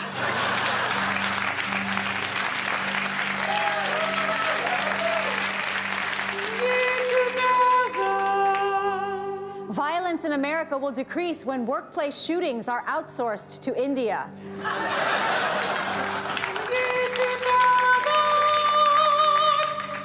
Iranian President Mahmoud Ahmadinejad will win over world opinion by securing the release of Katie Holmes.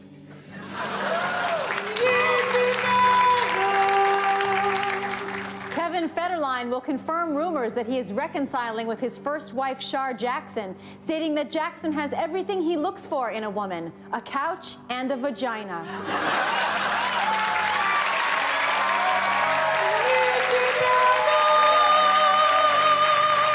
Very nicely done. More with Tina Fey. We'll be right back. Stick around.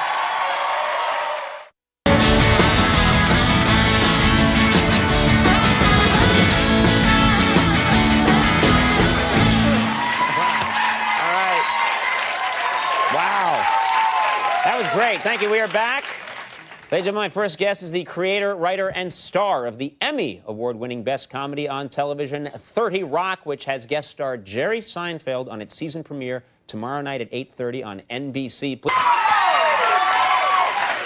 Thanks for being here. My pleasure. Congratulations, first of all. Your show is so funny, and then it won the Emmy, which was fantastic. Good for you. Well deserved. And without sounding like a dog, you looked really beautiful at the Emmys. Were you happy nice with your look? I was. Because you don't want to be the person who stresses out about getting dressed up for the Emmys, but you do. You can't help it because you can't compete with the beautiful orange ladies of Los Angeles with their like giant choppers and their beautiful fake tans.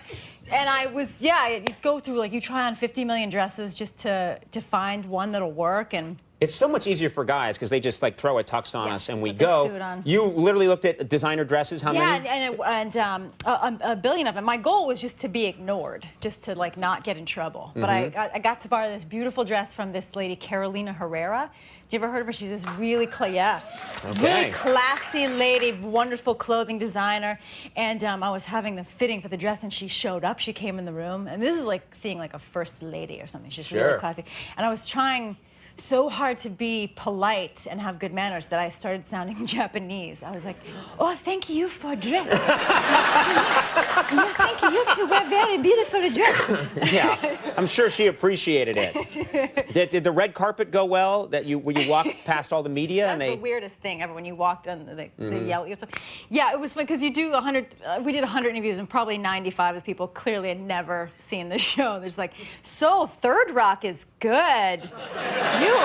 You and Alex Baldrake are wonderful. Well, what about when I thought your speech was very funny. Oh, thanks. You had some funny jokes in your speech. A lot of pressure involved in coming up with the speech? Well, you don't want to sound like a ding-dong and not have a speech. So even I had 3 speeches ready because we were up for 3 awards, and I was like, it's embarrassing because you feel like a goober in your hotel room going what a wonderful surprise, writing out your speech. Right. But at the same time, you don't want to sound like a dummy. So I wrote out all these little speeches. I typed them on my computer, and then I wanted to print them out. I was in the hotel out there, and I thought, oh, here's a great idea.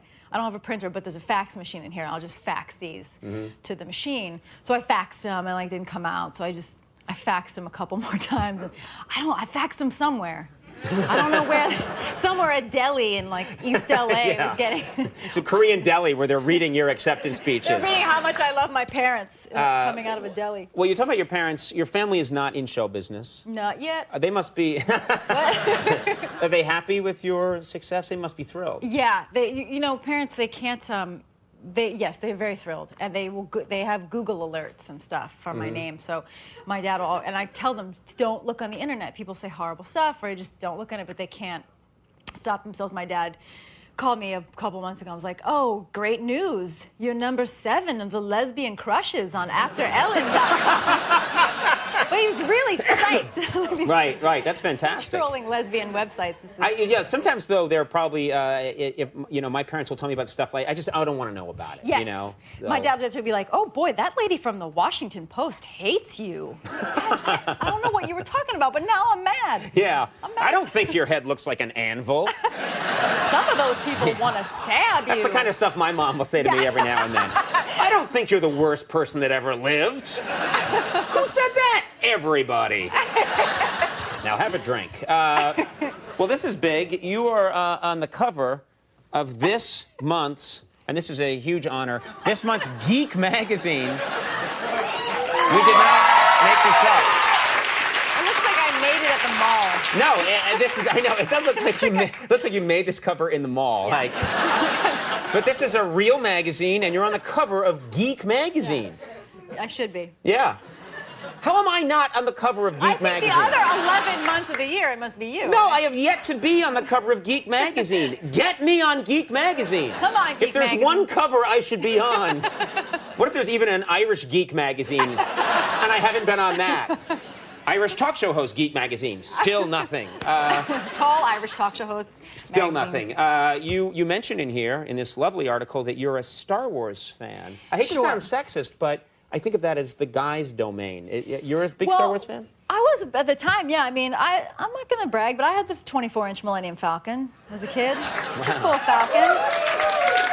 You know, and I didn't go on a lot of dates and stuff, so I had to stay home and make sure the Falcon stayed pristine and all the action figures were well cared for. Yeah, polishing the Falcon and wow. Okay, so who was your favorite of the Star Wars characters? Well, Princess Leia, of course. I mean.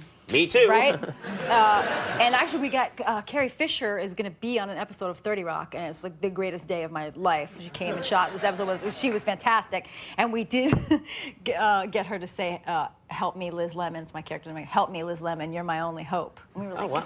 Now I can die now. That's exciting. Yeah. Are you introducing? I know you have a daughter who's how old? She's 2 now. She's 2. Are you going to introduce her to Star Wars and I was going to dress her up like Princess Leia this year for Halloween because I figured this is my last year to decide what she likes. Right. But I ordered the thing, and I'll tell you something. I paid a lot of money for it too, that Princess Leia costume. But I sent it back because it came and it looked like it would just it might just burst into flames on its own. It was like really shoddy, weird material, and the buns were just like a weird brown hat. And I thought that's not going to be fun. That sounds really sad. What is she? What is your daughter into then on her own? What is she like? She is very musical. She gets that from her father, and she likes to sing. She wants to watch Poppins, Mary Poppins, all the time. Poppins. And sing the songs. That's funny. My daughter also huge into Mary Poppins. Yeah. Well, then you might know this about Mary Poppins, which is because my husband and I, we have to watch it so often that part of the way we get through it is we think about how much the little girl in Mary Poppins looks like you. The little girl. And I think we have a picture. The little girl looks like me.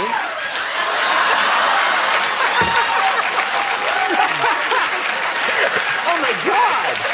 That is really.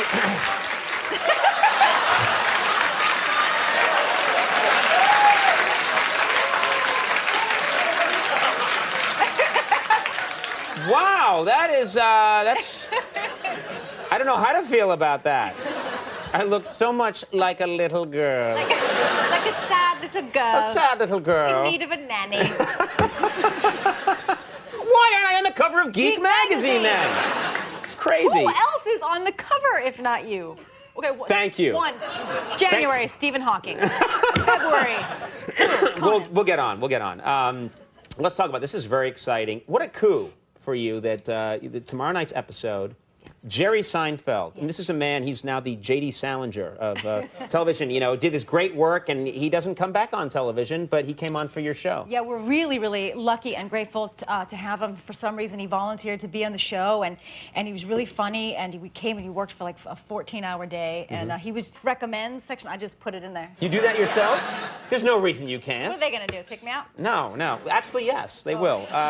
30 Rock's new season premieres tomorrow night at 8:30 on NBC. Jerry Seinfeld's on that. I don't think you should miss it. And season 1, as we said, is now available on DVD. Tina Fey, always a pleasure. Thank you so much. Tim Brennan coming up. Take a break. We'll be right back.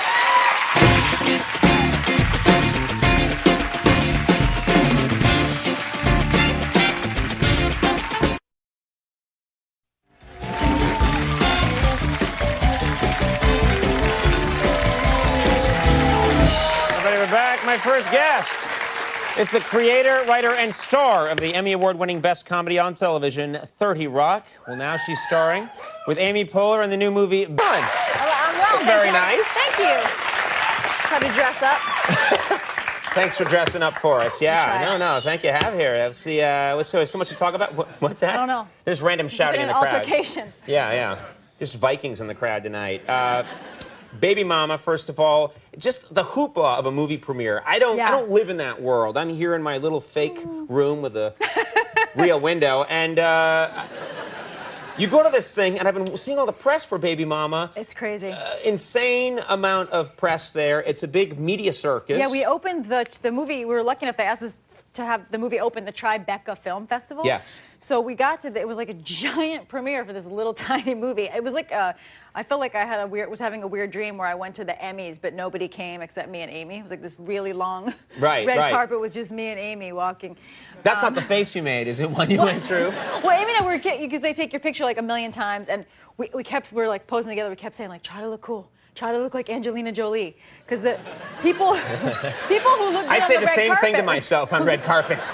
Look like Angelina Jolie. Because Angelina Jolie's always like, but of course, like Amy and I, we can't, because they're yelling, they're like, Amy, it's here. We just, all our pictures were like, we're at a moon, babe. Like we look like comedy goons. We can't not. You can't not be silly, yeah. No, my favorite thing on the red carpet the ladies do, I noticed, is there's a new trend where the ladies pose with their mouths open super wide. And if you look at it in the pictures, like you look through it in a magazine, you see a lot of ladies like, oh yeah. and if No, you I've really, seen that. Like, think about it. When in your life have you ever opened your mouth that wide? Right. I have not been that happy one moment in my life that I'd be like. I've done that if I'm holding a giant sandwich just off camera, you know? Right. If there was a party sub right out of frame. Right. Then I would maybe go for it, yeah. But I've not mastered that world. You're a mom. How old is your girl my now? daughter's, she's 2.5 now. 2.5? Yeah. Okay, cool. All right. Now, what's it like? Do you still get to go dress up, kind of hit the town Yeah, when you're in New York? when you're a mom, you can't wear any clothes that can't have someone else's boogers on them. Like, you have to wear just like really old clothes all the time. Everything's got to match booger, yeah. Everything has to be booger ready, as they say. So it's nice, we do get to come here. It's nice to be able to dress up. And my daughter, she's already super into it. Like, she can tell when you have makeup on and stuff. I did a photo shoot for something, and I came home and I had like a full face of makeup and big false eyelashes on, and I got home just in time to put her to bed. And I was like putting her to bed, and she was looking at me, checking it out. And then I went in there the next morning when she woke up, and she goes, first thing she says, she goes, "Mommy, you're beautiful." And I was like the sweetest thing ever. And then I swear to you, she looked at me again and she goes, "Oh no, you're not beautiful." She goes, "Where's your makeup?" I was like, "Well, I had to wash it off." And she goes, "Oh."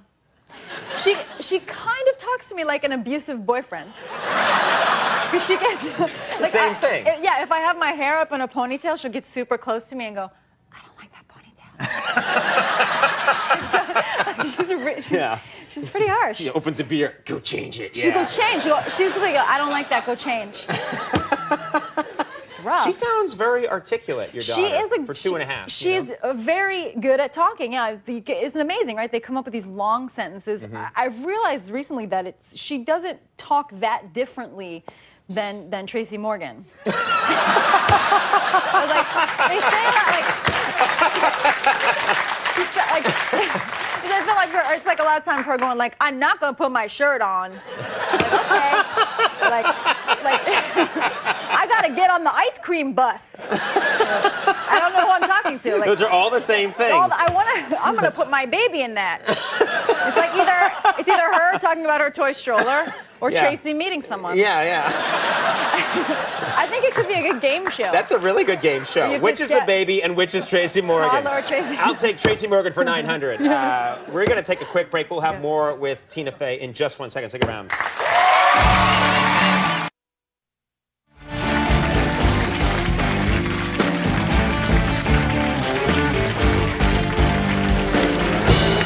A lot of adjusting. It all looks good. Sorry, I'm an ass. You know, you're so busy. We were talking in the commercial break just about how much you're working, and you know, between 30 Rock and the movie and the drugs that I sell. The drugs that you sell at good prices. Prescription drugs. Yeah, I mean, I'm not that recreational drugs. You how do you even get home? I mean, are you able to get home at a reasonable hour? Yeah, well, 30 Rock, we work very long hours. You know, it's a great. If I come home, if I leave in the morning with the morning doorman and I come home to the night doorman, it's grim. Yeah. Although I do love my night doorman is an 85-pound Russian lady named Nadia. Really? And she works the nighttime, and she's like, I always say she looks like a Rachel Dratch character that escaped. Like, she's like Dratch, one of your characters got away. She's just so she's this like tiny woman little, is your. When you come home, if you come to my building at like 1 o'clock in the morning on the weekend, you will be stopped by an 85-pound Russian lady who's like, "Hello, please don't come in the building now, okay?" Like she wears a full doorman outfit and she's the only doorman that wears the hat. Right. She looks like Fievel the mouse. And I always think, you can't come in right she's the last line of defense. If something like, okay, I'm sorry, someone is coming up to rape you now. She's either. At least you get a call first, Yeah. which is nice. She's either like the worst doormat, or she might be like a KGB killer. Right. We don't know. She I might bet when stuff really goes down, yeah, she can drive the cartilage in the Yes. nose up into the brain. Yeah. My dad taught me that when I was like 12. Really? You can Yeah. do that? I've always, teach me in the break. You were on, talk about being busy. I can tell you're busy because every time I look at a magazine cover now, you're on it. Sorry. No, it's very nice. Better you than many other people. But is that, how do you feel about, is it ever, when you see yourself on a magazine cover, do you feel like, okay, that's you, or is that some other person? I like Photoshop. I enjoy it. Some people don't like it. Right. I'm a big fan of it. Right. They stretch you. Right. They take your face off. And like, like basically, I want to just... All the airbrushing and the, you like that? I love it. Who wouldn't love it? It's what you think you look like, and you never looked like ever. This is good. Good for kids to hear this. It's good. It's better than working out, right? I did this one for Mary Claire magazine, which was really fun. And then it's funny because you think you know what they're going to take out. Like, oh, they're going to take out little like bags under the eyes. And then they take out other stuff like... in this Mary Claire one, they took out my knuckles. So, like, there's no lines. And I was like, yeah, that's gross. It also looks like your fingers can't bend. They look like weird baby fingers. Yeah. And they took out, like, all this meat right here. Like, they made my leg look like I had rickets. Like I was like, all right. I saw that, yeah. They took all the meat I off. wanted to call you and say you need more vitamin C in your diet. Some limes. Yeah, wow. What happens to me a lot is I'll do something and then I'll see the magazine cover and my hair is, kind of reddish. It's brownish red. Make it super Every red. time I see myself in a magazine, they don't even ask me. They make it fire engine red. Yeah. And I think I'm just so known as like, he's the red-headed late night. Yeah. He's the carrot-topped quipster of late night. Not bad. That they see the pictures and they go, oh, we screwed something up. We got to put more red in there. We got to make it more red cells. Yeah, and then I look like the dentist on, Rudolph the Red-Nosed Reindeer or something.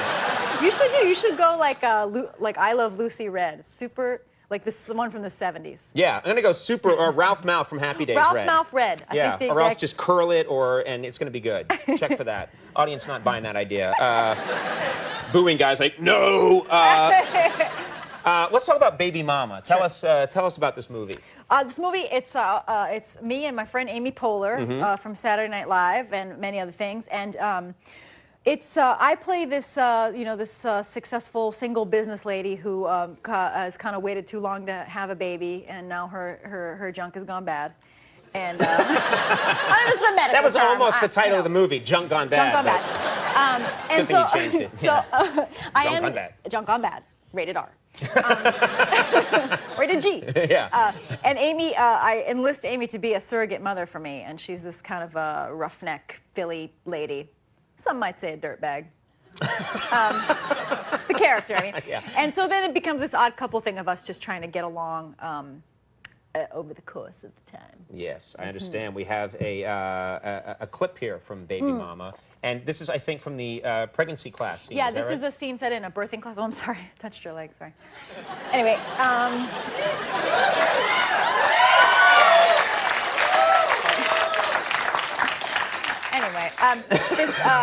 Real accidental. Oh, boy. You looked first. Where is he? We're going to run it back in slow-mo and it'll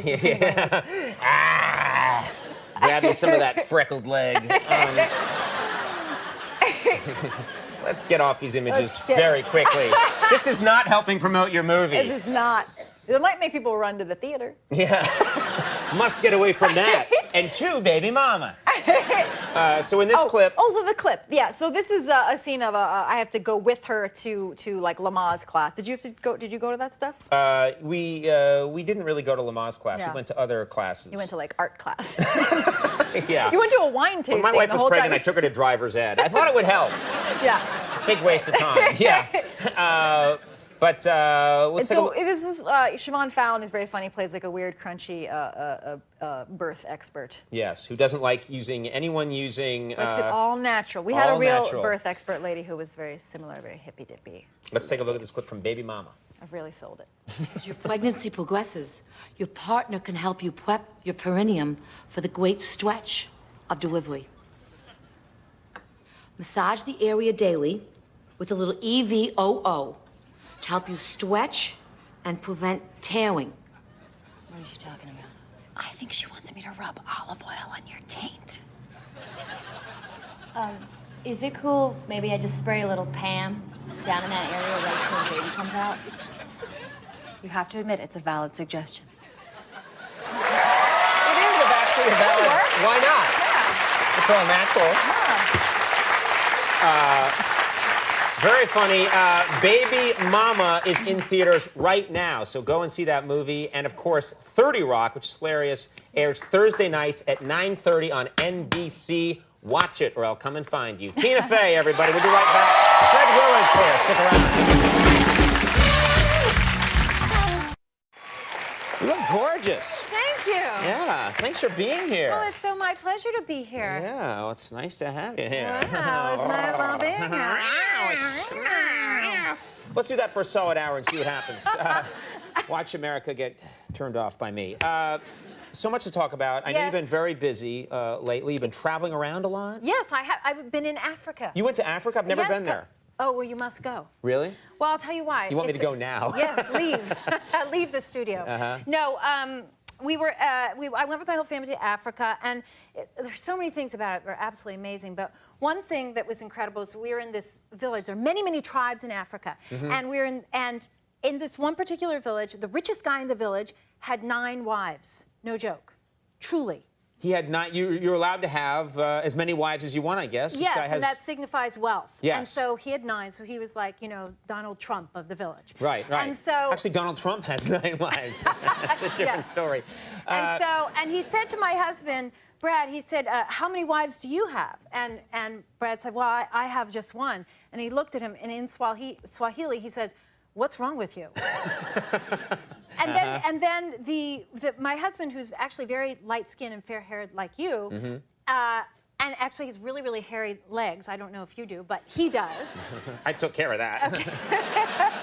And he was wearing shorts, and all the kids were just mesmerized by his hairy legs. By the blonde hair on his legs, exactly. mesmerized? I guess they hadn't seen that before, and they kept rubbing his legs, saying he looked like a lion.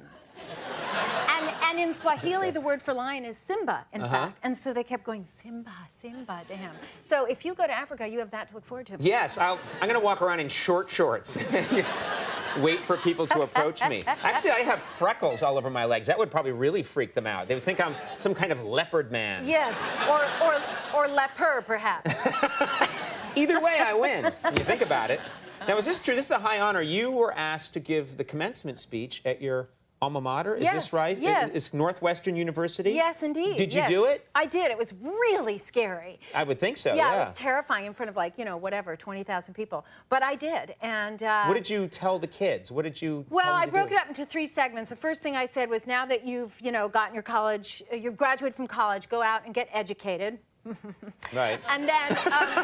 Did you do that afterwards? And then I told them to, take action in life, and I gave everybody the graduating class, compact fluorescent light bulbs as a symbol of action and change. And then my third piece of advice was, don't be an ass. Ooh.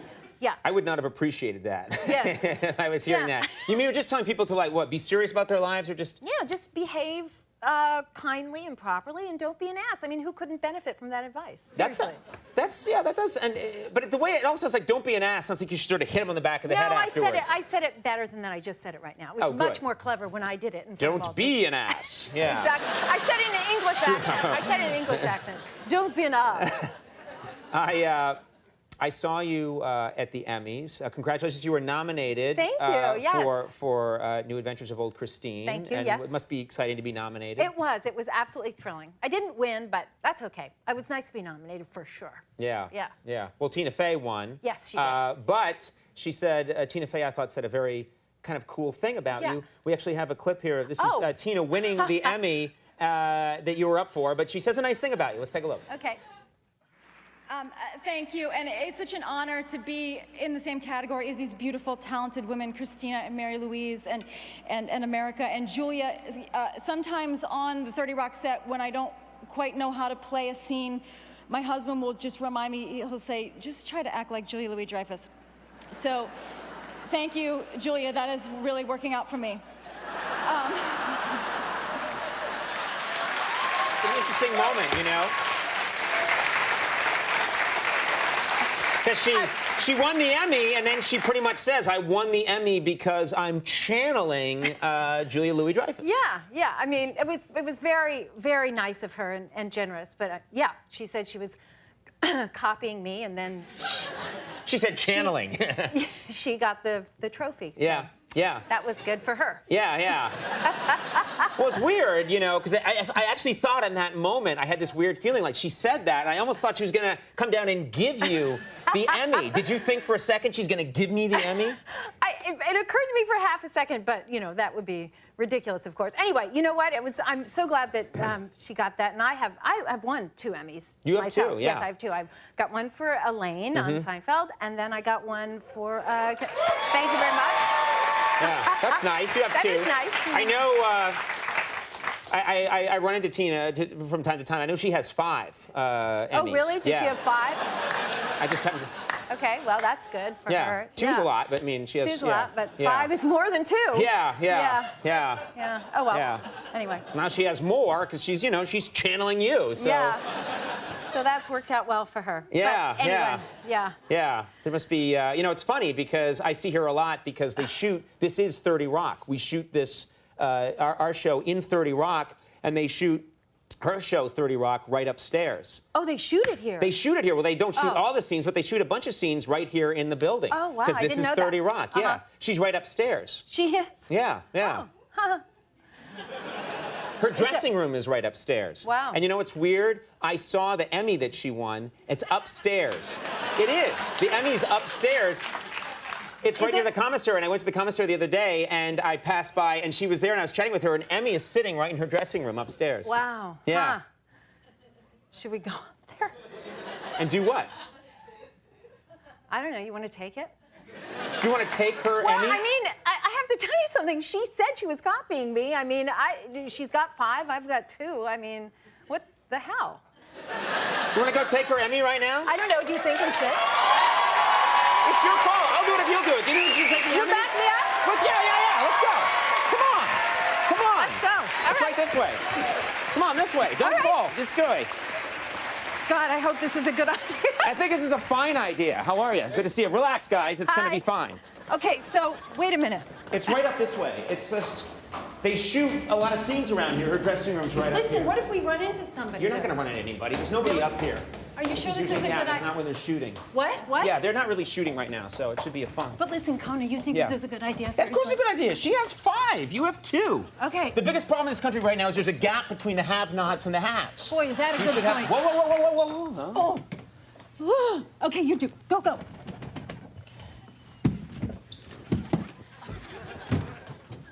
Quickly. There it is. Okay. All right, you ready? Yeah. Let's go. Let's go. Go. Oh. Hey, Mr. O'Brien, Mr. Lee Johnson. Hi. How's it going? Good to see you, Jack. You know you're not supposed to be in there. What is that? Miss Faye would get real angry. You know what? I don't give a what Miss Faye thinks. Do you understand me? This is mine, mother. Back the off. All right? Yes, Stay put. Stay put. Go. This way. Hold up.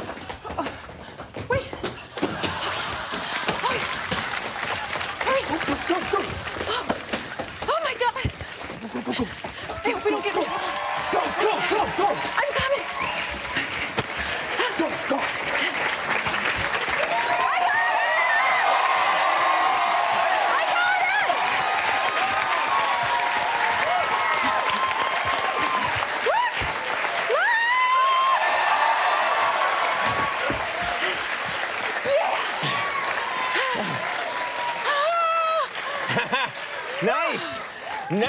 Nice. That was exciting. It was nice. That was exciting. So you went to Africa. Yeah. See a lot of different tribes.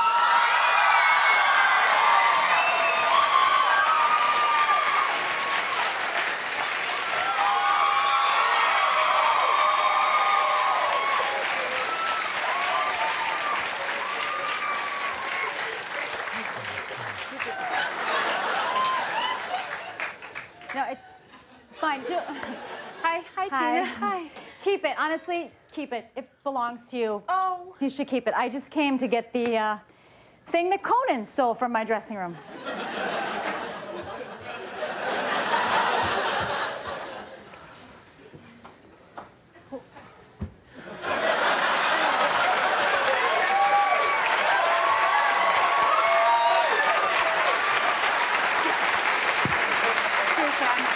I'm so sorry. We're worried about you. A lot of people are worried about you.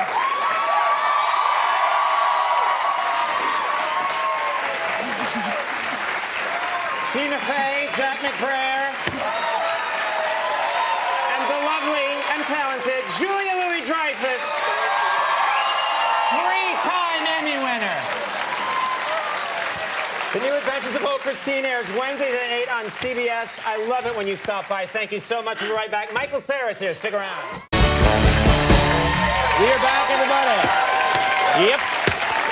My first guest is the creator, writer, and star of the Emmy Award-winning Best Comedy on Television, 30 Rock, which returns for its third season this Thursday night at 9:30 on NBC. Please welcome... Don't you love having a theme song? Isn't that nice? I love it when that plays the theme. Yeah, you look beautiful. Thank you very much. Thanks for being here. Thanks for having me. So much to talk about. Enough of your wooing. We have kids the same age, and our kids have actually played together against your will. And I lowered my son on a rope. Get in there and play around. She's a real famous lady. I'm just curious. If your daughter, how much TV do you let your daughter watch? Because I'm really careful with my kids, my two kids, how much TV they see, and seeing me on TV. Is that? I try so hard to, because the doctors, whoever, say don't let them watch TV because it's bad for them, and I try to really, really minimize it. And you can tell because you let them watch a little, and they act like D-bags immediately when you turn it off. Like, they watch like 15 minutes, you're like, okay, turn it off. And I'm like, no! What do I? And so I've been trying I've to, experienced that too, yeah. And I must have more!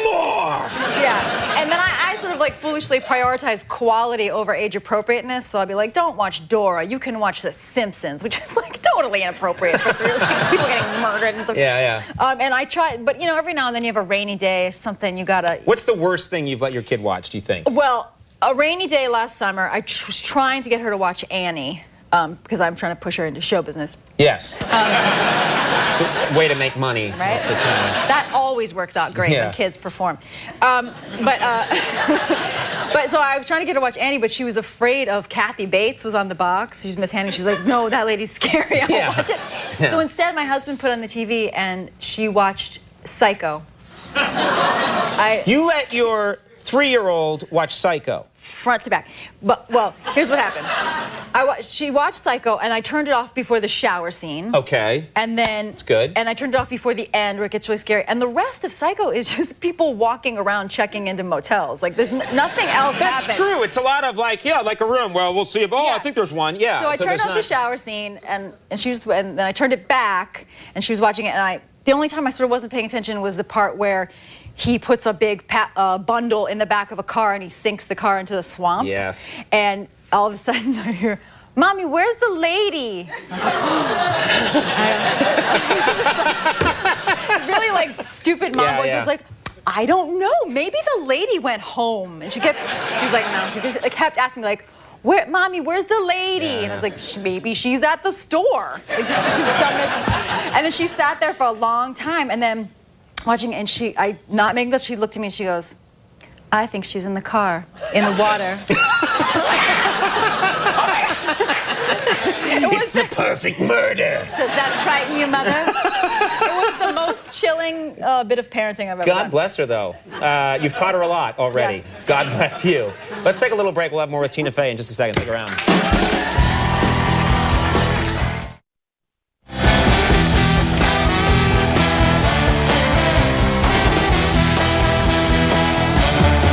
We're back. I'm sitting here with Tina Fey. Now, it was interesting, when Governor Palin went on Saturday Night Live, obviously it was a huge rating. I think it was the highest rated Saturday Night Live in many years. It must have had you thinking, you're doing your own show, 30 Rock. One of the great things about your show is you get terrific guest stars. Would you ever think about having Governor Palin on 30 Rock? It wouldn't be unheard of. I mean, what I probably should do is just go back and overdub everything that we shot and just try to talk like Sarah Palin the whole time. So people are like, oh, this must be SNL. I'll leave it on. Leave it on. But I should just say that she's going to be on, but you don't know what episode, so you have to watch every episode until you see her. Yeah. That would work if you didn't just make it look completely like you just thought of that. Okay, well, let's talk about some of the guest stars. Yes, sir. Jennifer Aniston. Jennifer Aniston's going to be on. One of the biggest TV stars of the last 15 years is going to be on your show. She's going to be on our show. She's on the 3rd episode of our show, and I got to be in scenes with her, and I got the episodes finished now, so I saw it, and to me, it's very funny to me because it looks like I made it at the mall. Like it looks like, because it looks like put yourself in Friends. Because there's like, oh, there's the lady from Friends, and oh God, who's that idiot? Like it just looks like I made it for my bat mitzvah or something. I kind of know exactly. Years and years ago, I shot something on the Friends set where I talked to all of them, and it looked like the same thing. It was in that cafe, all of them sitting around looking beautiful and cool, and me sitting there like, and then I was asking another question, and it did look like something I had made crudely at home. Special people. They look good. I want to ask you about Oprah Winfrey. Oprah Winfrey, biggest star in probably any medium, and you have her as a guest on 30 Rock. How did that happen? I don't know. We got really lucky. Amy Poehler and I were on her show last spring, and she, I think, was kind of joking, saying like, "Oh yes, maybe I would do it," and then she just is such a woman of her word that we got her to show up and be in an episode. It's the 2nd episode, and I got to hug her and stuff on camera. It's an on-camera hug. It's an on-camera hug. It's on record. Okay. What's it like? I mean, describe hugging Oprah Winfrey. Everything you want it to be. Everything. Because then we shooting like, okay, can we see the hug again? Because they're shooting to be like, okay, hold there. We got to check the lighting. And so I was just like, hold long hug with Oprah. And I was like, you feel like you're becoming a better person. Yes. It smells lovely. All your problems just magically go away. It's like going to a spa for a week. Now everyone's going to be trying to hug her wherever she goes. We have a clip here from 30 Rock. Is this from the 1st episode? Yes, this is from the season premiere, which is Thursday night, and this is... my character has started off on this journey that started last year where she decides she's going to adopt a baby. And it's a long process, and one of the things they do is they send someone to sort of, they call it a home evaluation to make sure that you live a good enough life, and they see where you work. And Megan Mullally plays this woman who... another great guest star, Another great guest star, who comes to another person who looks like Sarah Palin. So check it out. She comes to see where I work to see if it's a suitable environment for a child. All right, let's check out this clip from 30 Rock. So this is our studio. It would be a really fun place for a kid to grow up. Lots of costumes. Watch out, idiot! Good job, jackass! We're like a big family here. Hey, Rick. I'm Fred. Rick is the other black guy. Happens to everyone, right, Bev? Yeah. Happens all the time to my black husband.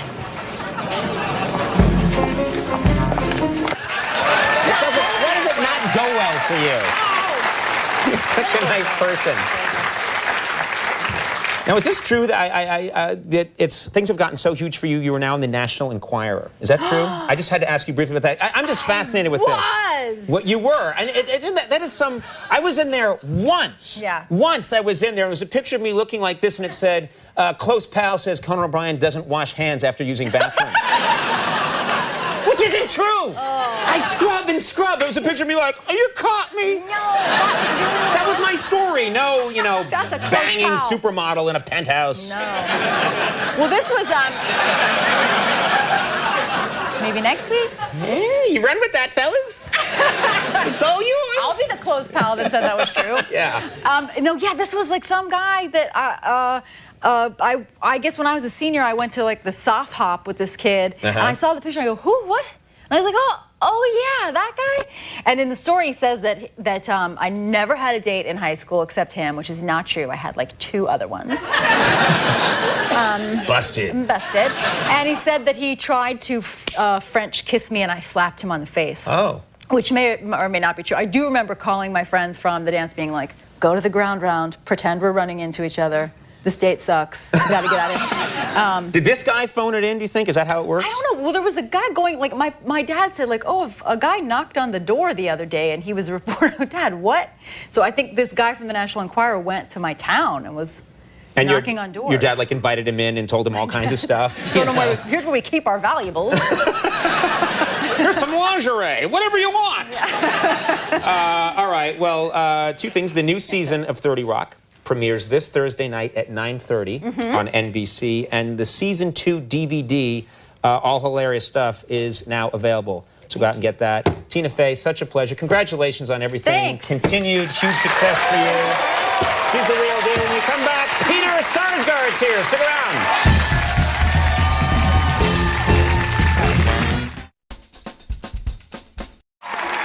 That's nice. You look beautiful. Thank you. How are you?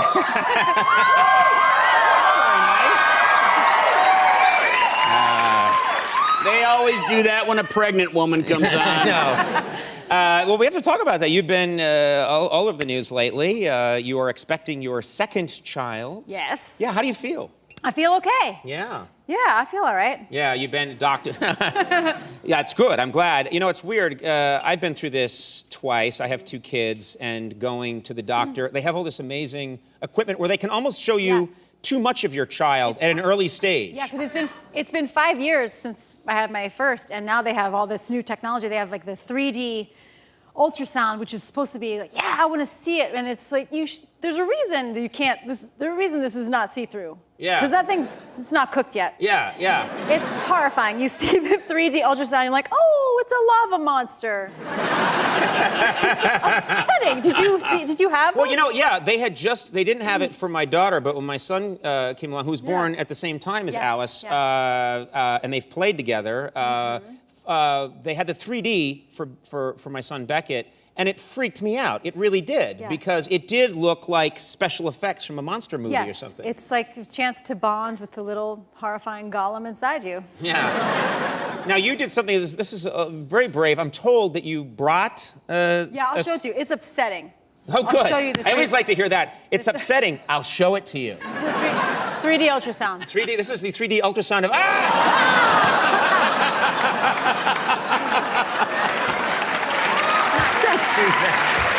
Not real. Mommy! Don't do that. Mommy! I'm inside you. Hey, you're feeding me right now. Every day I grow. I grow stronger as you grow weaker. Good God. Well, tell me how. I know I've met Alice on many occasions, and very beautiful and bright child. What is she like now? Is she a reader? Does she like books? She loves books if there's no TV. Right. When you force That's her- unfair. Yeah. Einstein would have chosen TV over books if he Einstein could. would have chosen SpongeBob over Farmer Boy This any is day. very good. Yeah. But she loves books. She took a book out of the little preschool library recently to bring home to read together, and it was called My Working Mom. And the cover of the book was a cartoon witch at a cauldron. What? And that's the mom. The mom in the book is a witch. And then in the whole book I was reading it to her, I was like, okay.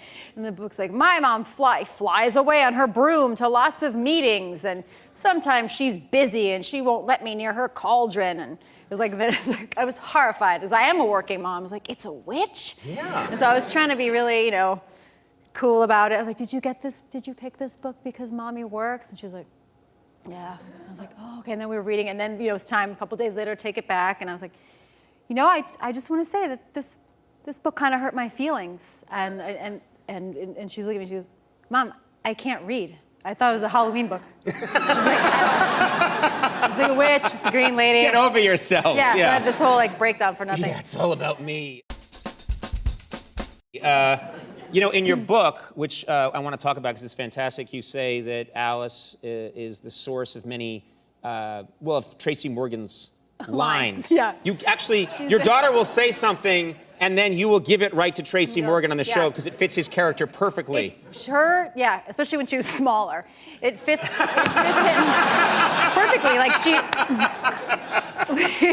and I've done some of her things too. Like she said, I want to go to there, and we use that for Liz Lemon one time. And with Tracy, we've had him say like, touch my knees, butt, which is some weird thing that she used to say. And I'm hoping that even though she's getting better, that we'll have some more. There's some more I'm wanting to use. Like, for example, she still thinks that the plural of ghost is ghostesses. So like, that's perfect. It isn't. Afraid of ghostesses. And she had one recently that she was playing Barbies. I came in her room, she was playing Barbies, and there's like a Prince doll of some Disney Prince and then a Barbie, and the Barbie had removed her pants and was kind of angling toward the Prince, and the dolls are saying to each other, you know, the most romantic part of the human body is the butt.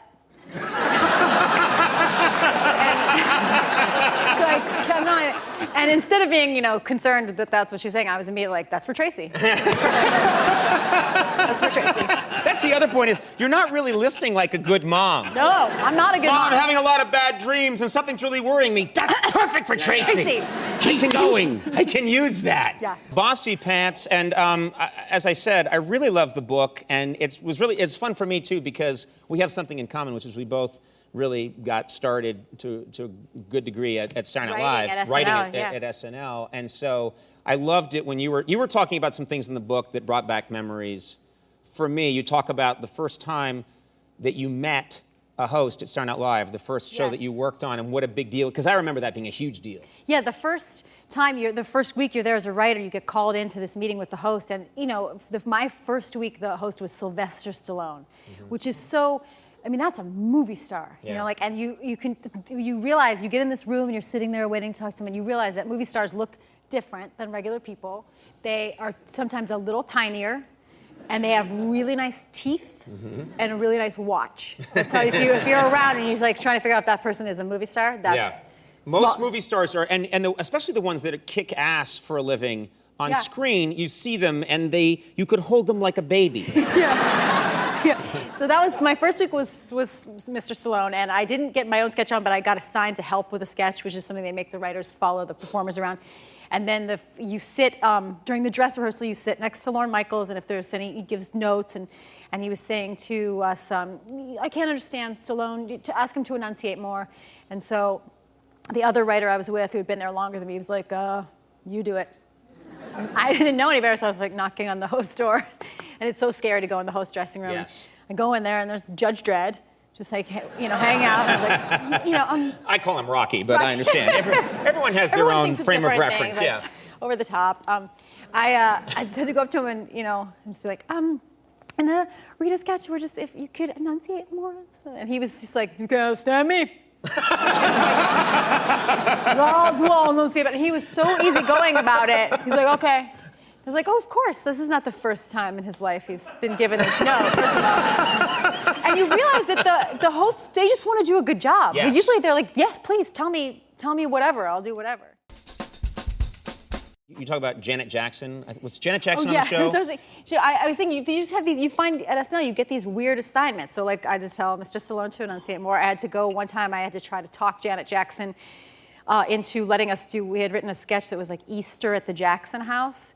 And it was, so I was trying to convince her, like, no, it's perfectly fine for you to sit next to Amy playing Michael. Amy Poehler was gonna play Michael. She used to play Michael Jackson. It was awesome. She wore no makeup, no prosthetics. She just had like a beautiful lady face and a wig. And then like Maya was LaToya, and it was a crazy sketch. And I was trying to convince her, like, no, it's your family they won't be mad. You should do it. And she was like, no, I That's can't. the worst when you have to go in there. My experience was George Steinbrenner, one of the toughest guys in the history of sports, who owned the Yankees. He hosted when I was there. Just this legendary, constantly firing managers, tough guy. And there was a monologue that one of the writers had written that he didn't want to do. And he said, I'm not doing it. And he said, I'm not doing it like 5 times. And finally, Lorne turned to me. And I was about 24 at the time. And I weighed 50 pounds less than I do now. And I was just a big orange mop of hair. bad skin. And I was like, what do you want me to do, Lauren? And Lauren said, go in there and tell him he's got to do it. He sent me in. It was like, do you know what I mean? It was like sending a lamb into a lion's cage. And I go in there and I'm like, I just think it would really be good if you did this sketch. He's like, it ain't happening. Right. And he had this giant World Series ring and he got in my face. He's like, it ain't happening. I was like, of course it's not happening. I will go now. And I think I wet myself. It was horrifying. Yeah. It was horrifying. So I realized that's a big thing they used to do is send the new writer in there. Used to go in there, Yeah, to tell like a really tough, big, giant star what to do. Yep. I had to convince Garth Brooks to dress up like a French prostitute. He did do it. He did it? He did it, yeah. That all worked out. It turned out he was quite happy to do it. I've never written a book or done anything like this. I'm told you have to do these book signings, which I don't even, where you sit there and you'd think it would sound easy, but you have to sign a lot of these, don't you? But it's pretty fun. You go to a bookstore or whatever, and then people line up if they want to get their book signed, and you sign it, and you sign your name like, if you're lucky, a couple hundred times, 1,000 times. And then sometimes they made me sign boxes and boxes of them ahead of time so they could sell them, I guess. And you do start to, you get really stir crazy.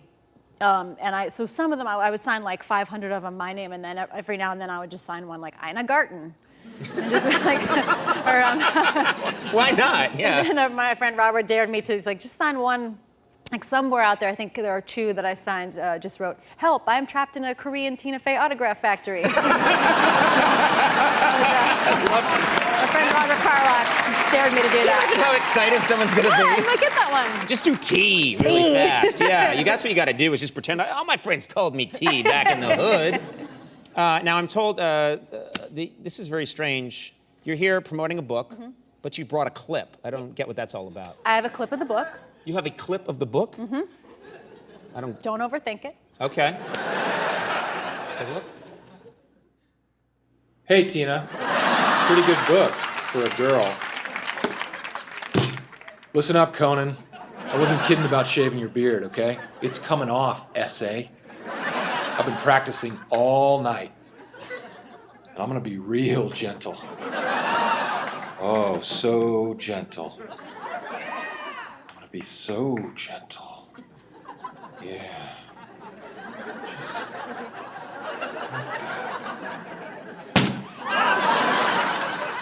That was your face. Okay? Was that clear that that was your face? You're gonna feel the sting of my blade on May 2nd. The razor sleeps for no one!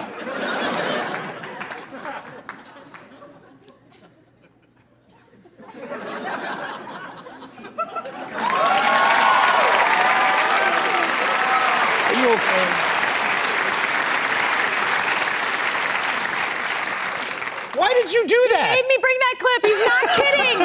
He's gonna shave you. He's gonna really do it? This is getting scary. All right, well, let me mention that 30 Rock 100th episode. Yes, sir. That's so exciting. Thank you. And Tracy, who was just here, Tracy's back and feeling better. Yeah, he's feeling better. He had a kidney transplant this year, and we had to do all this stuff to write him out of the show. That's right, you wrote him out because he had his transplant. His transplant. We're like, okay, yeah, of course, whatever you need. And then 5 days after the operation, I turned on. He's at the front row at the Knicks game. I emailed him. I was like, I'm gonna kill you. But he's doing well now. He's back. Yeah, good for him. Yes. Tina Fey got to know you pretty well shooting 30 Rock, and she would take things from your real life to use for your character on the show, which is a little hard to believe because your character was the ultimate hick on that show. What did she take from your real life? Well, I eat chickpeas out of a can. You do that for real? For real. Not as like a comedy piece or something. That's the real thing you do. No, I open a can of chickpeas. You know what chickpeas are, garbanzo beans. I see them at a salad bar or in my kitchen. Yeah. And just sit there eating them for protein. Yeah. Okay, so you eat garbanzo beans or chickpeas out of a can, and Tina saw you doing that. Yep, so they would incorporate that, and then also she would use it for other characters too. Julianne Moore was a guest star, and she was kind of, from a blue-collar kind of background, and on one episode she shows up at Alex's hotel room. He's like, can I get you something to drink? And she's like, oh no, I got a warm Sprite wrapped in tinfoil. And that's something that you do. Why did you wrap sodas in tinfoil? So you didn't have to pack a cooler. Does it work? Does that work? Tinfoil keeps stuff cold. Not that cold, no. Not that cold. If it starts off cold, tenfold's gonna keep it cold. Okay. I guess I'm the moron here. All right. All right, why don't you tell us about the Jack and Triumph show? What's the plot? What can we expect from this show? So, this is a half-hour sitcom. We shoot it in front of a live studio audience. And the premise is that me and Triumph used to be co-stars on a Lassie-type TV show back in the day. And now so back when you were a kid, you were a sweet kid, and this was your dog, and you had adventures, and now you've had hard times. You haven't been on TV in a while. We're a little bit washed up, hit some hard times, but now we're back together. We're roommates. We're roommates.